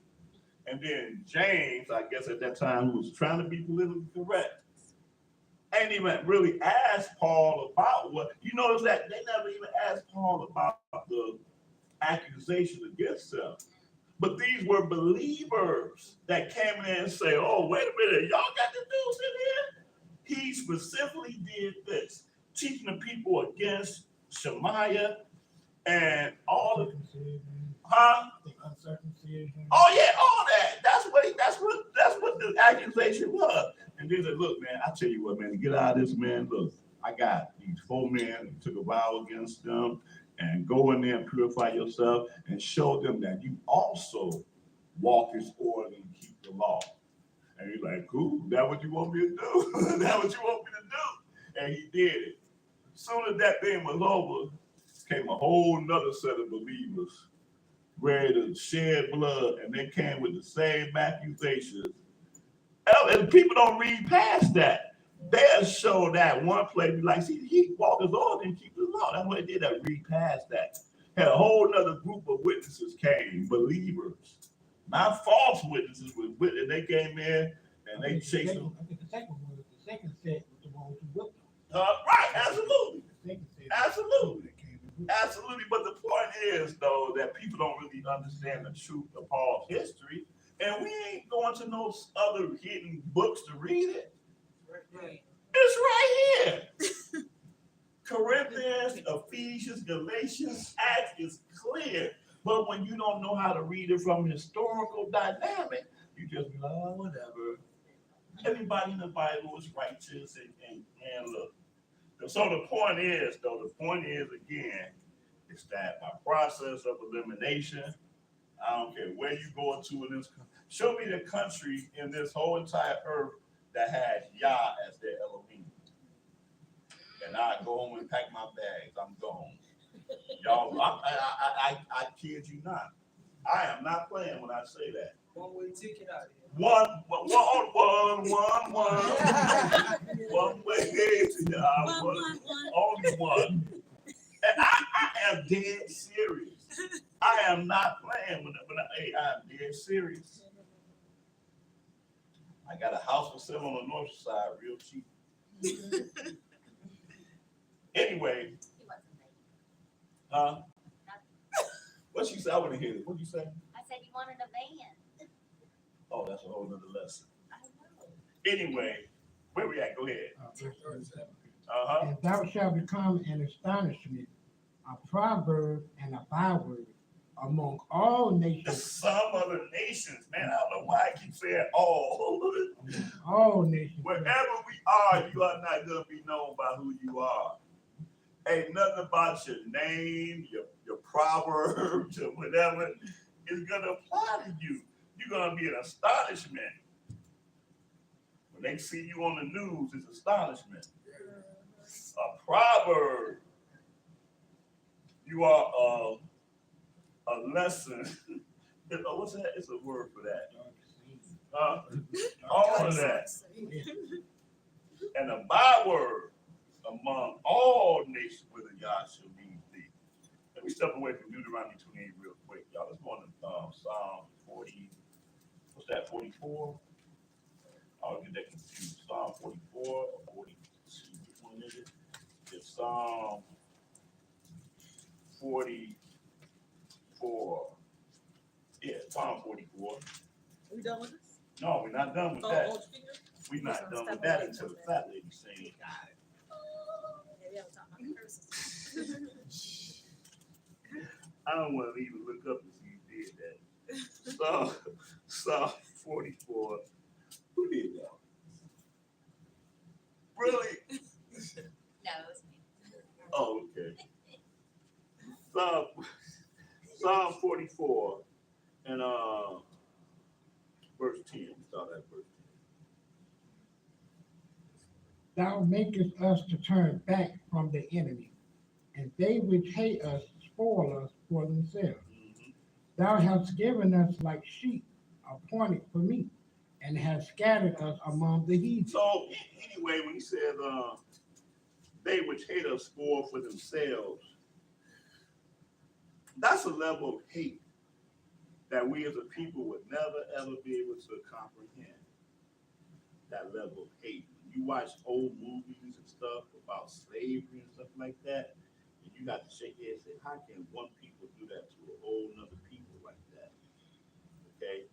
That's a level of hate that we would never comprehend. Just like when I get into these conversations about civil rights and stuff like that. And we talk about Martin Luther King that had a movement which he felt that we as a people need to be accepted. Right? Desegregation. We have the right to live in whatever neighborhood we want to. And I personally, I have issues with that whole dynamic. I do honestly feel, and don't shoot the messenger, that a certain level of people should have the right to section themselves off from other people. Yeah, I can feel you. Yeah. That should be all right. Right. I feel like that, because the point here, I'm gonna tell you the reason why I feel like that. Let me qualify this. The reason why I feel like that, because what I do in my stupidity is that I look at other ethnics. Man, come on, man. Why you making me sound like that? Huh? Ethnic groups. Ethnic groups, yeah. I look at them and I study them. Because being from Chicago, the most segregated city in the country, as Martin Luther King said, and I'm not gonna lie, we loved our segregation. I ain't even gonna lie to you. I grew up like that. I didn't never see a white person, whatever. The first time I sat and had a meal with a white person, I was freaked out of my mind. And Andrea didn't never know that, but I was freaked out of my mind. Was that at Lana Polera eating a taco No, salad? not Valero. Yeah, I was like, wow, this is just so strange to me. I'm just saying, though, that's how I grew up. But that's how all of us in Chicago grew up. And none of us, we all thought that was just the best thing ever. But the point is that, and Chicago ain't just white, black. It's Polish, German, Lithuania, Italian, Czechoslovakia. It was just set up just like that. But the point is that, you got Indians here and you got Japanese in Chinatown.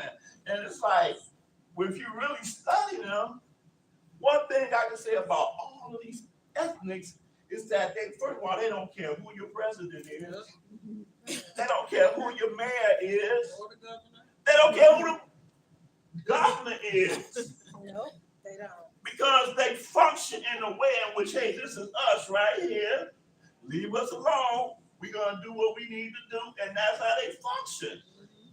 Okay? So the point is that they have their segregation, and in places where they, want other people to come to and enjoy their culture, whatever, it's like that. Because any people, that's really the way that you grow. by becoming self-sufficient and first of all, loving and respect yourselves for who you are. Because the truth of the matter is that other people cannot love you and respect you if you don't love and respect yourself. That's just the truth of the matter. I can't be sitting up here and, well, I mean, technically, Black Lives Matter. But Black Lives Matter only when somebody that don't look like me is trying to kill me. But that person that don't look like me is scratching their head, which, okay, do you know what's going on in your own neighborhood? Black on black crime.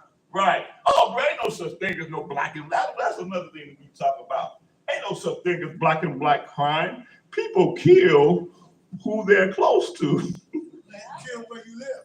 Kill where you live. Like, look, there are neighborhoods of people that have not even had murders in their neighborhoods, maybe one in a year, 1 in 2 years, whatever.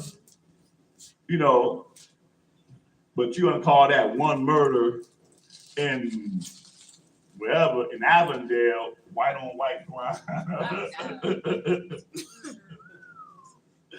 It's just crazy. But the point is that me seeing how ethnics operate, it made me realize how stupid we be sounding when we like, man, I'm Democrat. I'm a Democrat. My mama was a Democrat, grandmother was a Democrat. You know, it's just because that's never been our answer. That's never been our solution. Okay, what verse did I read though? Verse 10, thou make us turn back from the enemy and they which hate us, right, they which hate us, right, so they which hate us for ourselves. Thou hast given us like sheep appointed for meat. And had you didn't read that, did you? Verse 11. Okay. Thou hast given us like sheep appointed for meat, and hast scattered us among the heathen. That's right. Wherever we are, wherever our foot is, wherever we are there because we were scattered. Okay? When we were born on the earth, man, we had no idea what was going on. Go ahead. Thou sellest thy people for naught, and dost not increase thy wealth by their price. So all the selling that had happened with us as a people, the Father is saying the Father did the selling. And he sold us for nothing. And do not increase his wealth by our price. Go ahead. Thou makest us a reproach to our neighbors. There's some people on this earth that no matter where they go, they are a reproach to their neighbors. Ain't that something? This is all part of the sign, right? You know, I get a little bit of money. First thing I want to do, I don't want to see nobody look like you again. I don't want to see nobody look bad. Look, I want to go where the good people are. And then go there and find out they don't want me there either. And here's the sad part about it. Here's the sad part about it. This is a government contracted hatred. And I learned this watching All in the Family, as a matter of fact. As funny as that is. Because there was a guy coming into their neighborhood, Archie Bunker's Queen neighborhood, and they were trying to sell homes to black people. And the people like, hey, don't answer the door. So out there trying to, you know, sell your home to black people. Because the truth of the matter is, I don't care if I'm a doctor, a lawyer, business owner, or whatever. These people know that my presence there is going to cause their property value to fall. Even before I had a chance to litter in the street, before I had a chance to turn up loud James Brown, put the sound in my car and had a whole neighborhood here in James Brown while people trying to eat their breakfast, or worse yet, go to sleep at night. Property value, my presence make the property value go down. That's government sanctioned. And it ain't no matter what I have done.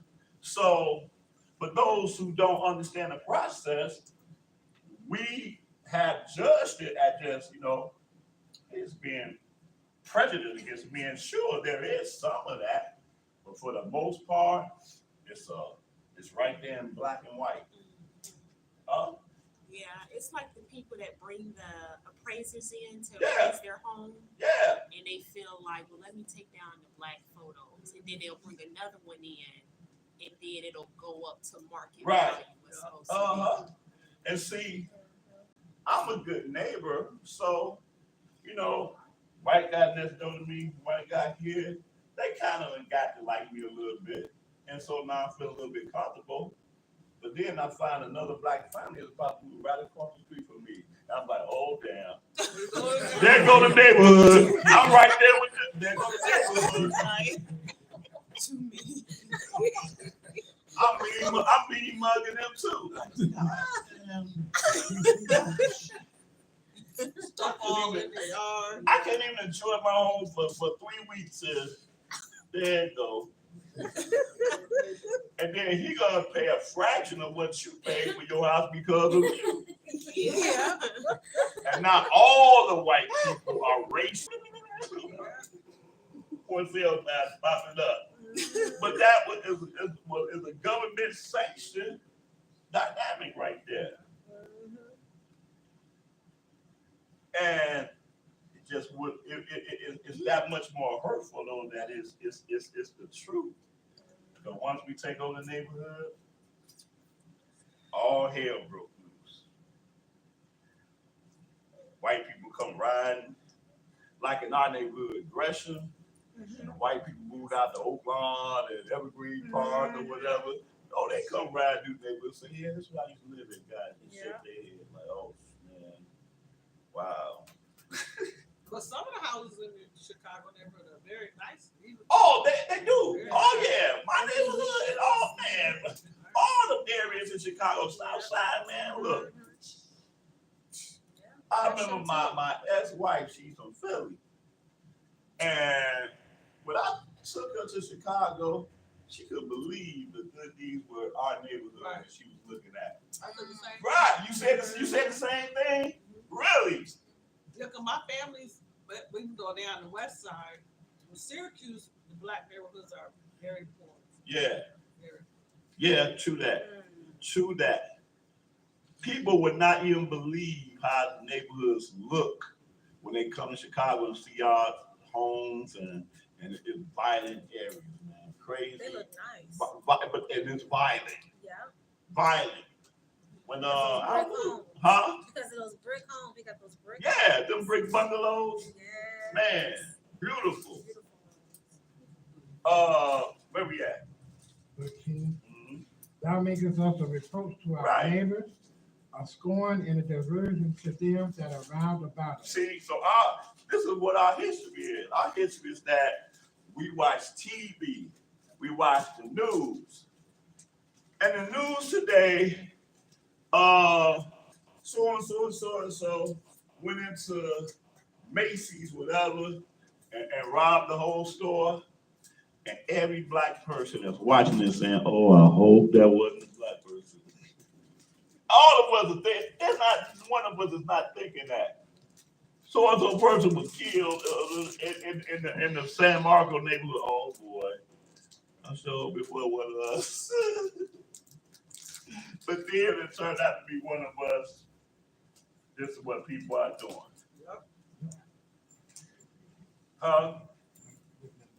You read 14 already? No, not the job. Go ahead. Thou makest us a byword among the heathen, a shaking of the head among the And people. that's what we're doing. All the people are doing the same thing. A byword, meaning you're called by a name in which you don't want to be called by, and you are a shaking of the head, meaning, man, that ain't going to just can't get right. I can hear it. Just can't get it right. It's a horrible lesson, y'all. Anyway, I just wanted to go here because prophecies that's throughout the scriptures, but that deals with the byword and the proverb, right? Let's go back to Deuteronomy 28 chapter, finish that out. I'm gonna have to do part two of this next week, y'all. We barely gonna get out of Deuteronomy 28. So I'm on 3 o'clock too. Where we at? Where we at? Oh, okay. Verse, I'm gonna skip down some. Let me skip down some. Skip down to verse 41. Thou shalt beget sons and daughters, but thou shalt not enjoy them, for they shall go into captivity. Mm-hmm. All the trees of the fruit of thy land shall the locusts consume. Mm-hmm. The stranger that is within thee shall get up above thee very high, and thou shalt come down very low. He shall lend to thee. How about that? That verse there takes a whole new meaning now.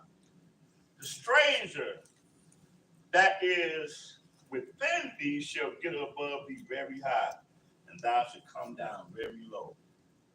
Stranger that's within you. So when we was in our land, that referred to the Confederate people that came within us. But then even in the captivity, that the ones that are the strangers that's within your neighborhood are the ones that own the stores. Police officers, officials, or whatever, they're above you very high. You should come down very low. Now we got a whole new dynamic now, Tonga. In Chicago, right? New York. You got all of my people in Chicago Cali. that's going to City Hall and they scratching their head trying to figure out how these people that don't even speak English come right over the border and you bring them right here in busloads in our communities, and you give them money and checks and citizenship and all this stuff, and we here poor, we're losing our homes, and we can't get no assistance whatsoever. Same thing in New York, same thing in all this. If that ain't fit the scripture, I don't know what is. And we're scratching, and we just got a black man. We thought this dude was gonna be the best thing ever. Now we trying to tar and feather this dude because he was, yeah. Well, we're a sanctuary city, you know. Biden, named a sanctuary city, so we just gotta let him in. But the resources, though, and it's horrible in Chicago because, like I said, I didn't see nobody that didn't look like me throughout the whole neighborhood growing up. And we were just there. When were we there? About a year ago. It's been a year ago now since we've been there. I'm kicking in with friends or whatever. As soon as we left, they came and we're not used to seeing nobody that didn't look like us. I'm just saying that's just how Cynthia, that's just the way it was. We grew up in, Hispanics live over there, Mexicans here, Puerto Ricans way over there. And you can tell by their flag or by. Right. Oh yeah. Now all of a sudden, our whole neighborhoods are inundated with people, and they're getting all type of resources that we can't even get. Yeah. The stranger come up above thee very high, Ooh, come on now. and you shall come down. Low. Like it's different than not. It's crazy. This scripture saying this. How Take them in for speaking one. speaking of my ego. Yeah, because you speak too loud. No, I was saying it's funny how the Ukraine and all these different countries, they're going through the turmoil and stuff like that, but they send all this money over them to help them out. But we got a lot of homeless people here. We got people, who can barely make ends meet, and you're not looking out for them. Yeah.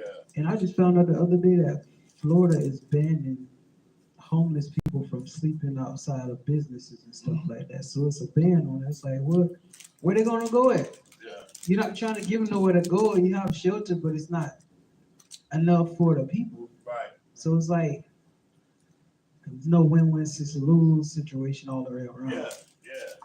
Well, actually, it's more So I think being back on the topic of Chicago, we can be speaking on how people are outraged and have been having these, city meetings with the mayor because they have all these people coming into Chicago, these migrants coming into Chicago Mhm. and not given, and they're having this attitude, this privileged attitude. Oh, yeah, that's a That, whole nother yeah, lesson. it's really bad That's right a whole now. nother lesson. And so No the more city money hall- for you. No more money for And they you. calling us lazy. You're late. Yeah, I'm right behind you. You're late. Yeah, He and don't they even don't know have any English, right. and he knows just enough English to say that. Yeah, Dude was cussing at a sister in City Hall, city hall. and it was a sad thing. Sad. But here's the crazy thing about that too. From a national aspect, somebody help me out, because I don't know why this is. I'm sure somebody here know why this is. And I was just saying this morning. Just this morning. Because on this morning, here's the news. Council's gonna have a special session to come up with the money to continue, or the government shuts down. Yeah, Mm-hmm. Every month, the government is shutting down. we just gave $1 And billion. that just gave billions. The word millions don't even exist no more. Huh? That ain't even a number no It's not more. a number, no. Billions to Ukraine and other nations. Where they get the money from, and every single month, the government has a fear of shutting down. And if we have to suffer for their actions, Huh? we have to suffer yeah. for their actions. Oh yeah. But I'm just saying that's just a whole nother separate lesson. I don't know why that is. I can't Yeah. Don't understand add up. that. It don't, yeah. The math ain't math. Nah, That But you wanna tax us, all these taxes and stuff. Yeah, Come on. true that. That's hey. All right, where we at? 45. Uh-huh. Moreover, all these curses shall come upon thee, and shall pursue thee. All the curses shall come upon thee and shall pursue thee. Go ahead. And overtake thee, till thou be destroyed, because thou hearkenest not unto the voice of Yahuwah thy Elohim, to keep his commandments and his statutes which he commanded thee. Mm-hmm. And they shall be Oh, upon thee. they are the curses. There go there. That's why I read it like that, y'all. That's why I read it like that. I wanted to see what the day was. Because there's been the blessings or the curses. But see, and you notice he only spent 14 verses talking about the blessings. Now he getting like a but he's very intricate when he's talking about these curses, ain't he? Right? Right. Go ahead. And they shall be upon thee for a sign and for a wonder, and upon thy seed forever. Wow. Wow. So that's the whole point. Anybody trying to figure out who the Israelites are, whatever, this is the foundation of the answer to that. Because one very fascinating thing about the first 5 books of the Bible, known as Torah, that even though it takes place in the past, there's so much prophecy that the Father allowed Shemaiah to give, that some of his prophecies still haven't not even came together yet. But we get stuck in that's the Old Testament. All that's been done away with. No, the Father's word can never be done away with. Okay? They should be upon thee for a sign and for a wonder, and upon thy seed forever. Why? Because thou servest not Yahuwah thy Elohim with joyfulness and with gladness of heart, for the abundance of all things. Therefore shalt thou serve thy enemy, which Yahuwah has sinned against Oh, thee. how about that, y'all? We complain about our enemy, but we somehow have not read that the Father sent them. Huh? Yeah. Before you can hate your enemy, before you can hate your enemy, man, you got to deal with the Father first. They missed that episode. They miss a lot of this, man. Go ahead. Against thee in hunger and in thirst and in nakedness and in want of all things, and he shall put a yoke of iron upon thy neck until he have destroyed. Man, that yoke of iron, man. Man, every last one of y'all can picture that yoke of iron. I was looking at some show the other day that was talking about that yoke of iron.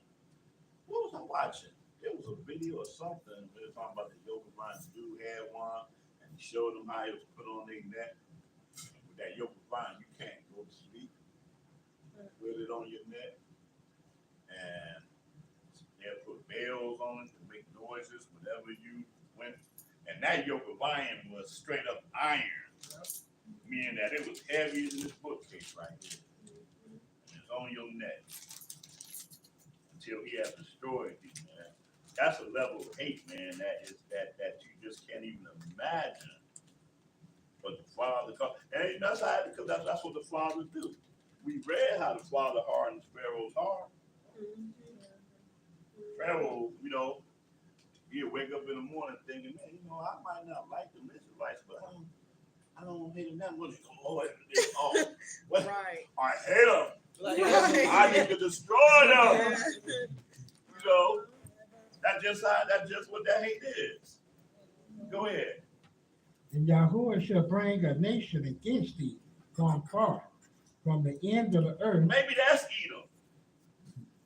A and nation swift, against you from far, from the end of the earth. See that? From a historical dynamic, y'all know I always point to that map over there. Because we say the end of the earth, the dynamic in the earth for them was absolutely wherever J-Flat was, it's the end of the earth. Go ahead. as swift as an eagle flieth, a nation whose tongue thou shalt not understand. Right. A nation of a fierce countenance, which shall not regard the persons of the old, nor show favor to the young. And he shall eat the fruit of thy cattle and the fruit of thy land until thou be destroyed, which also shall not leave thee either corn, wine, or oil, or the increase of thy kind, or flocks of thy sheep, until he have destroyed thee. And he shall besiege thee in all thy gates until thy high and fenced walls come down, wherein thou trustest throughout all thy land, and he shall besiege thee in all thy gates throughout all thy land, which Yahuwah thy Elohim hath given thee. So specifically, y'all know that this was happening in 70 AD specifically, but it wasn't just 70 AD that this happened in. It happened also when the Babylonians came. And it was so bad when they came that Jeremiah had to write a whole separate book about it. It was horrible. What was that book called?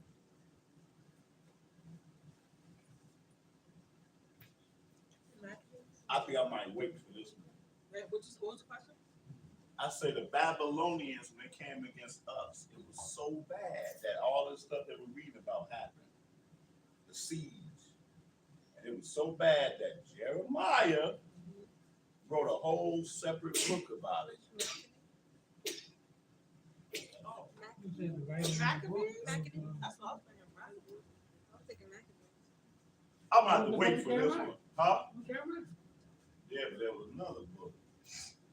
By Jeremiah? Huh? When I say the name of the book, y'all gonna click, oh man.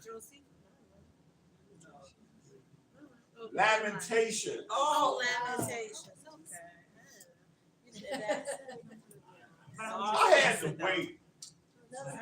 Y'all sit there, okay, let's see. I know this book, but he didn't write that book. That book was only written 100 years ago.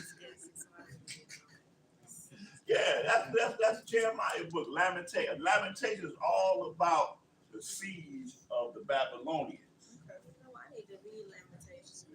Our skin was black like another because of the terrible famine. Yeah, I remember. We got our bread through the sword of the wilderness. I mean, it was a horrible. It's like I say, we can only talk about the stuff, but we can't really feel the actual heat and tragic of what happened because we wasn't taught this stuff in school first and foremost.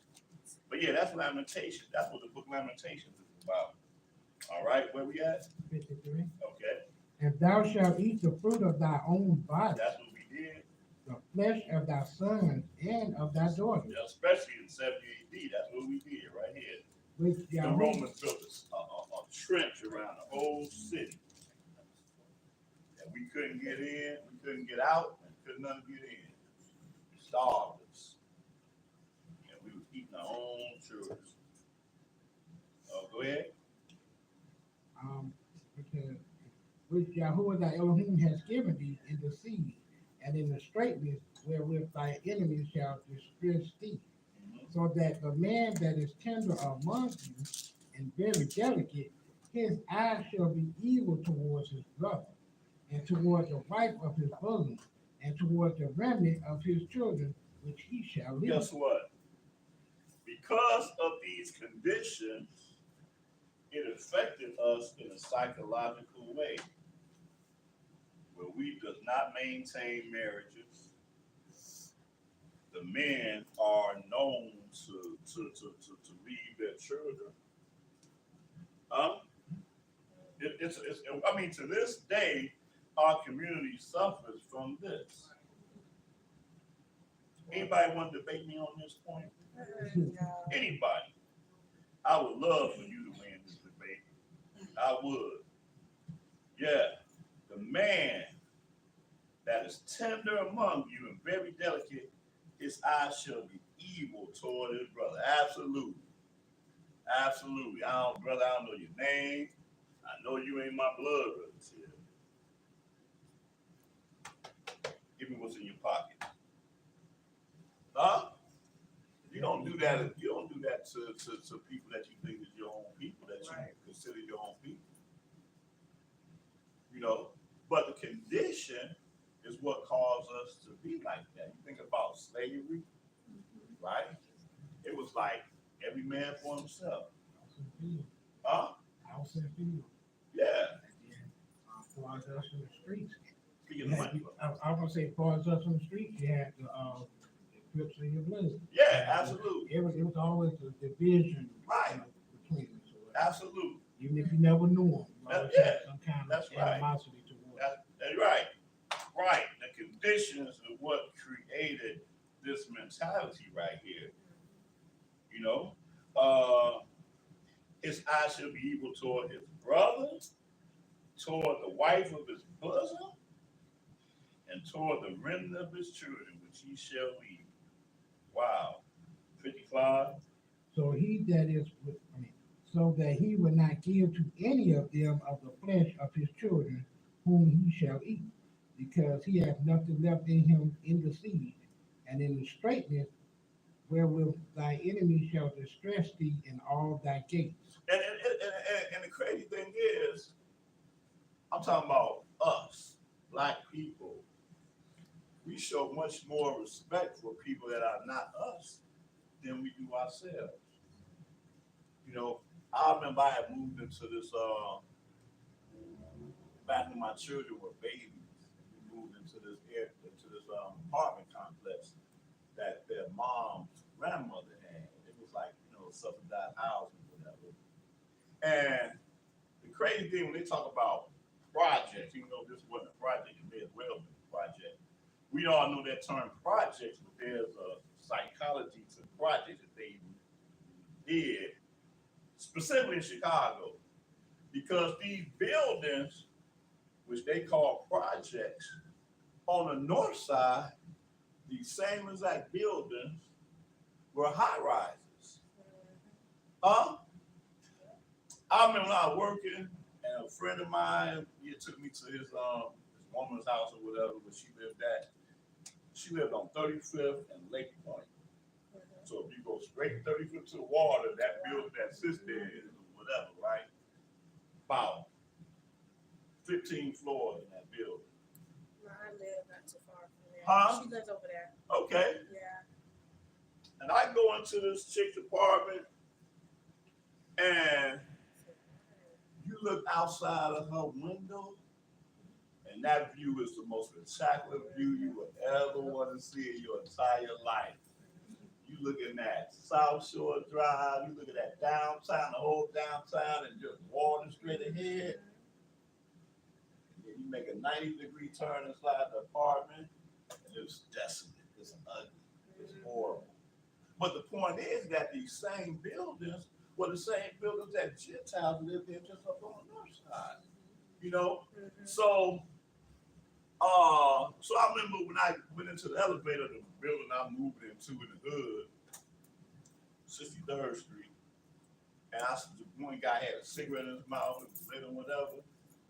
I'm like, man, are you serious? You got a cigarette lighted in the elevator, but if you was walking into where the Gentiles lived in, you wouldn't even thought about frying up a cigarette. You'd be like, oh, let me bring this out, put it out. That's a mental. That's just messed up. I always remember that. But because it's us in the elevator, you think that's cool. Man, life would show you some crazy stuff, man.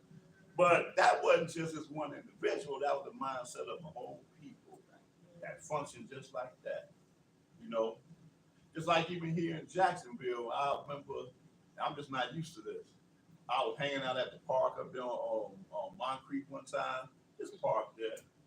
And then a car pulled up, people, they were eating whatever they got from the restaurant, chicken wings or whatever. They open up their doors and throw it right out of the door. They're parked in front of a garbage can. Huh? Oh. I don't even know how to contain myself when I see something like that. But then if they was somewhere else though, they may not have did it just. Oh, they wouldn't have did it. See, right. I'm literally watching them throw the styrofoam plate and everything right there on the ground. I was like, wow, this is unbelievable. Unbelievable. Man, where we at? 56. The tender and delicate woman among you, which will not venture to set the sole of her foot upon the ground for delicacy and tenderness, her eyes shall be evil toward the husband of her bosom, and toward her son, and toward her daughter, and toward her young ones that cometh out from between her feet, and toward her children which she shall bear. She shall eat them for want of all things secretly in the siege, and straightness where thy enemy shall distress thee in the gate. I'll be all there if I was asked y'all to elaborate on this. So to tell me some witnesses of these women that, deal with their children this kind of way or whatever. Go ahead, let's finish this out. If thou wilt not observe to do all the words of this law that are written in this book, that thou mayest fear the glorious and fearful name of Yahuwah thy Elohim, then Yahuwah will make thy plagues wonderful. There you go. I love when you use terms like this. And Because it ain't what we think is what we think wonderful is. Wonderful ain't always good. And guess what?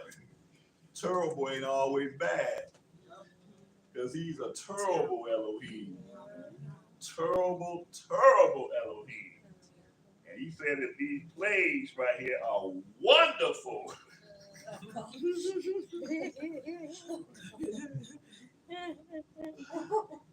Go ahead and figure it out. And the plagues of thy seed, even great plagues, and of long continuance, and sore sickness, and of long continuance. Moreover, he will bring upon thee all diseases of Mizraim, which thou was afraid of, and they shall cleave unto thee. Also every sickness and every plague which is not written in the book of this law, then will Yahuwah bring upon thee, until thou be destroyed, and ye shall be left few in number. Okay. There are very few diseases that exist that are known to man that we are not at the top of the charts on. Just do a check for yourself. Check it out. All of these things, man. High blood pressure, sickle cell anemia, all this stuff. Huh? And think about that for a minute. What contributes to that? Huh? Pig feet. Diet. Diet. Diet. Absolutely. Right. Yeah, And see, growing up, man, we don't know that there's something wrong with our diet. We are not taught to connect what we're actually eating is the reason why we're afflicted. We're not taught that. As a whole. We're not. We don't know that the corner store down the street that we getting all our stuff from, we don't know there's something wrong with this stuff that we're buying out of these stores that we got. We haven't been taught that. Have no idea. You know? Same thing with cigarettes, cancer that we getting in our community, all this stuff. Because it's gonna affect the covenant people worse than it affect everybody else just by process of it, because he told us that. Judgment starts in his house. But you read, curse should be your store, curse should be your basket. We only know that it's cursed, but it is. Where we at? Verse 62. And ye shall be left few in number, whereas you were as the stars of heaven for the multitude, because thou wouldest not obey the voice of Yahuwah thy Elohim. And it shall come to pass that as Yahuwah rejoiced over you to do you good and to multiply you, so Yahuwah will rejoice over you to destroy you and to bring you into naught. And ye shall be plucked from the land whether thou goest to possess it. You should have said Selah at the end of that one. Man, we need to pause for about 30 minutes to process this dynamic. That at one time the Father rejoiced over these covenant people, but now it says he will rejoice over you to destroy you. The worst type of thing that can happen to this people, the Father is rejoicing over that. Like I say, we always want to believe that he's on our side. That's that blessed and highly favored thing. That statement that came from us. Like, blessed and highly favored.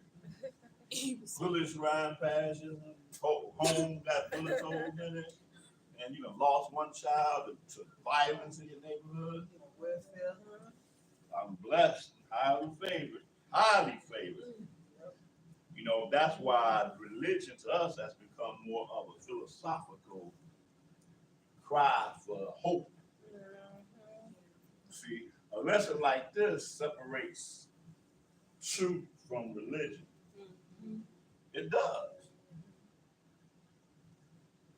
I had got to a point in my life back when I first came into the truth. Yeah, matter of fact, I can't tell you no lie. When I had read the book Roots, back in 85, the movie came out in 77, the series was first on TV. But in 85, when I read the book, and I closed up the book, I was done with religion.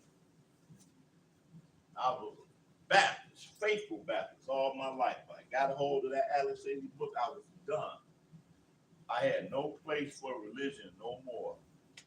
Not that I said I didn't believe in God, but religion, I was not, no, because one thing I picked up out of that book, you know, we all knew we came out of slavery, but to actually visually feel it and to see it and to know that this is your people's history, I mean, to really, it's different than knowing of something and to actually know it. You know what I'm saying? And at that point, I knew it. And no matter where I run, I couldn't escape the fact that, man, there's a God in heaven, and this is our history. How could he allow something like that to happen to a people? I needed answers. And I turned to the Nation of Islam. I'm in Chicago, that's headquarters right there. Visit Mosque Mariam, that's the name of the mosque. Big mosque on Stony Island. Went there, I think I went there maybe 1 or 2 times.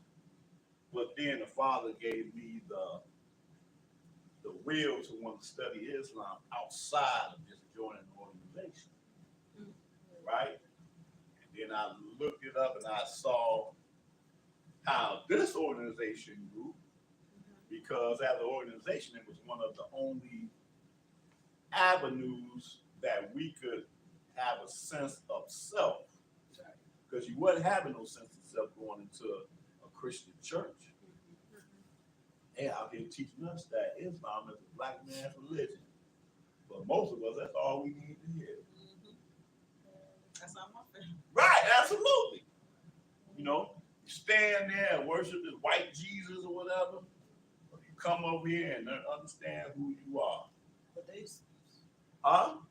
What? still talking about Jesus to this day. Yeah. Islam. So like, how does that? No, what's really contradictory is Farrar is a Gentile. Right, the Savior. The Savior. Every February, around the February 28th, or that last Sunday in February, this Nation of Islam Christmas, that's what I call it. They It call is. Savior's That's what they Day. call it. It's like a Christmas. They call it Christmas? It's like a Christmas, yeah. Oh, I thought I was being insulted. Mm-mm. But they call it Savior's Day. Same. But that was my thing. I was able to see it, but then not only just looking at them, but I was able to look at the history of Islam itself. Because you don't know the history of Islam unless you research it. You know, Muhammad, so-called Prophet Muhammad, he's supposed to receive this word by Gabriel, the angel. And he gave him a book he called the Quran. And the people chased him out of wherever the city he was in. But then he was able to get followers, starting with his main, I forgot his name. I think his name was Muhammad Ali, as a matter of fact. I could be wrong though, but it was his servant. And from there, built up a great big movement. And then they went to the continent of Africa, beginning from Egypt on down. And mass converted us into this religion. And finally answered my question. Yeah, Kunta Kinte, he was Islamic when he came here. So that alone, let me know, damn, we were Islam. That's what our religion was. But people don't research past that. If I'd stopped there, I'd have been wearing a bow tie right now. But I didn't stop there. I was able to look at it. I never come from. That's what it was. That's what it was. And to this day, you have followers of Allah, whatever, up in North Africa, got some of us as slaves there to this day, right now. Slaves right now. I kind of went through the same thing. Yeah, Coming okay. out of Christianity, I went to the mosque, maybe a Sunday or two, went to the mosque, just finding truth Yeah, in different religions. right. But then I came to know that, Islam and Christianity ain't it. Come to know the knowledge of the name of the Son and the Father, Yeah, and knowing the commandments Uh-huh. we're supposed to keep and the different, dietary laws and stuff like that. It's like, they're not doing this, even though they're not eating pork, and I don't know if they eat shellfish. yeah. They yeah. eat shellfish. Yes. Okay, so Yes. that's one thing right there Right. that they have against them. So it's like, that's not the truth right there. Yeah. They still worshiping on Sunday. Uh-huh. On the Well, Sabbath is on the seventh day, Yeah. Saturday. Sometimes it's Thursday, Friday. Yeah. It's Thursday, Friday. Friday evening. Yeah. But that's what I did. After I determined that Islam was not it, I went right back to the Bible. I did. I went back to the Bible. This time I read it from cover to cover without having no preconceived. I erased everything out of my mind when I read it. And I read it from a historical dynamic. I read it like a novel. And when I read it, I was able to pick up certain things. I'm like, damn, we might be these people here because I'm seeing, I just read how the women separate themselves during menstruation, and I read it in the scriptures, which was what I saw and even in the movie Roots, I saw the same thing. I saw the circumcision. I'm like, dang, it's talking about circumcision right here. And I got to the dietary law. I was like, whoa. And so I was looking and I said, man, maybe this is it. So after I closed the book, I had a sense of kind of thinking that we these people, But I tell you what I can tell you for a fact of what I had when I closed the book. That this law, man, this law was absolutely something we need to do today. You could, you wasn't gonna shake that away from me.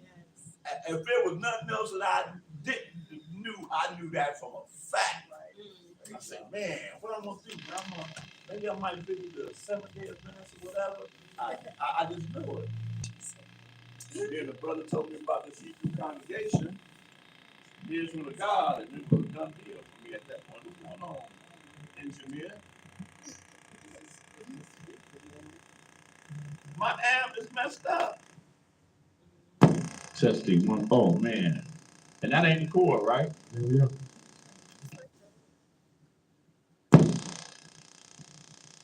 Yeah, you're gonna eliminate that. We're gonna do Acapulco at this point.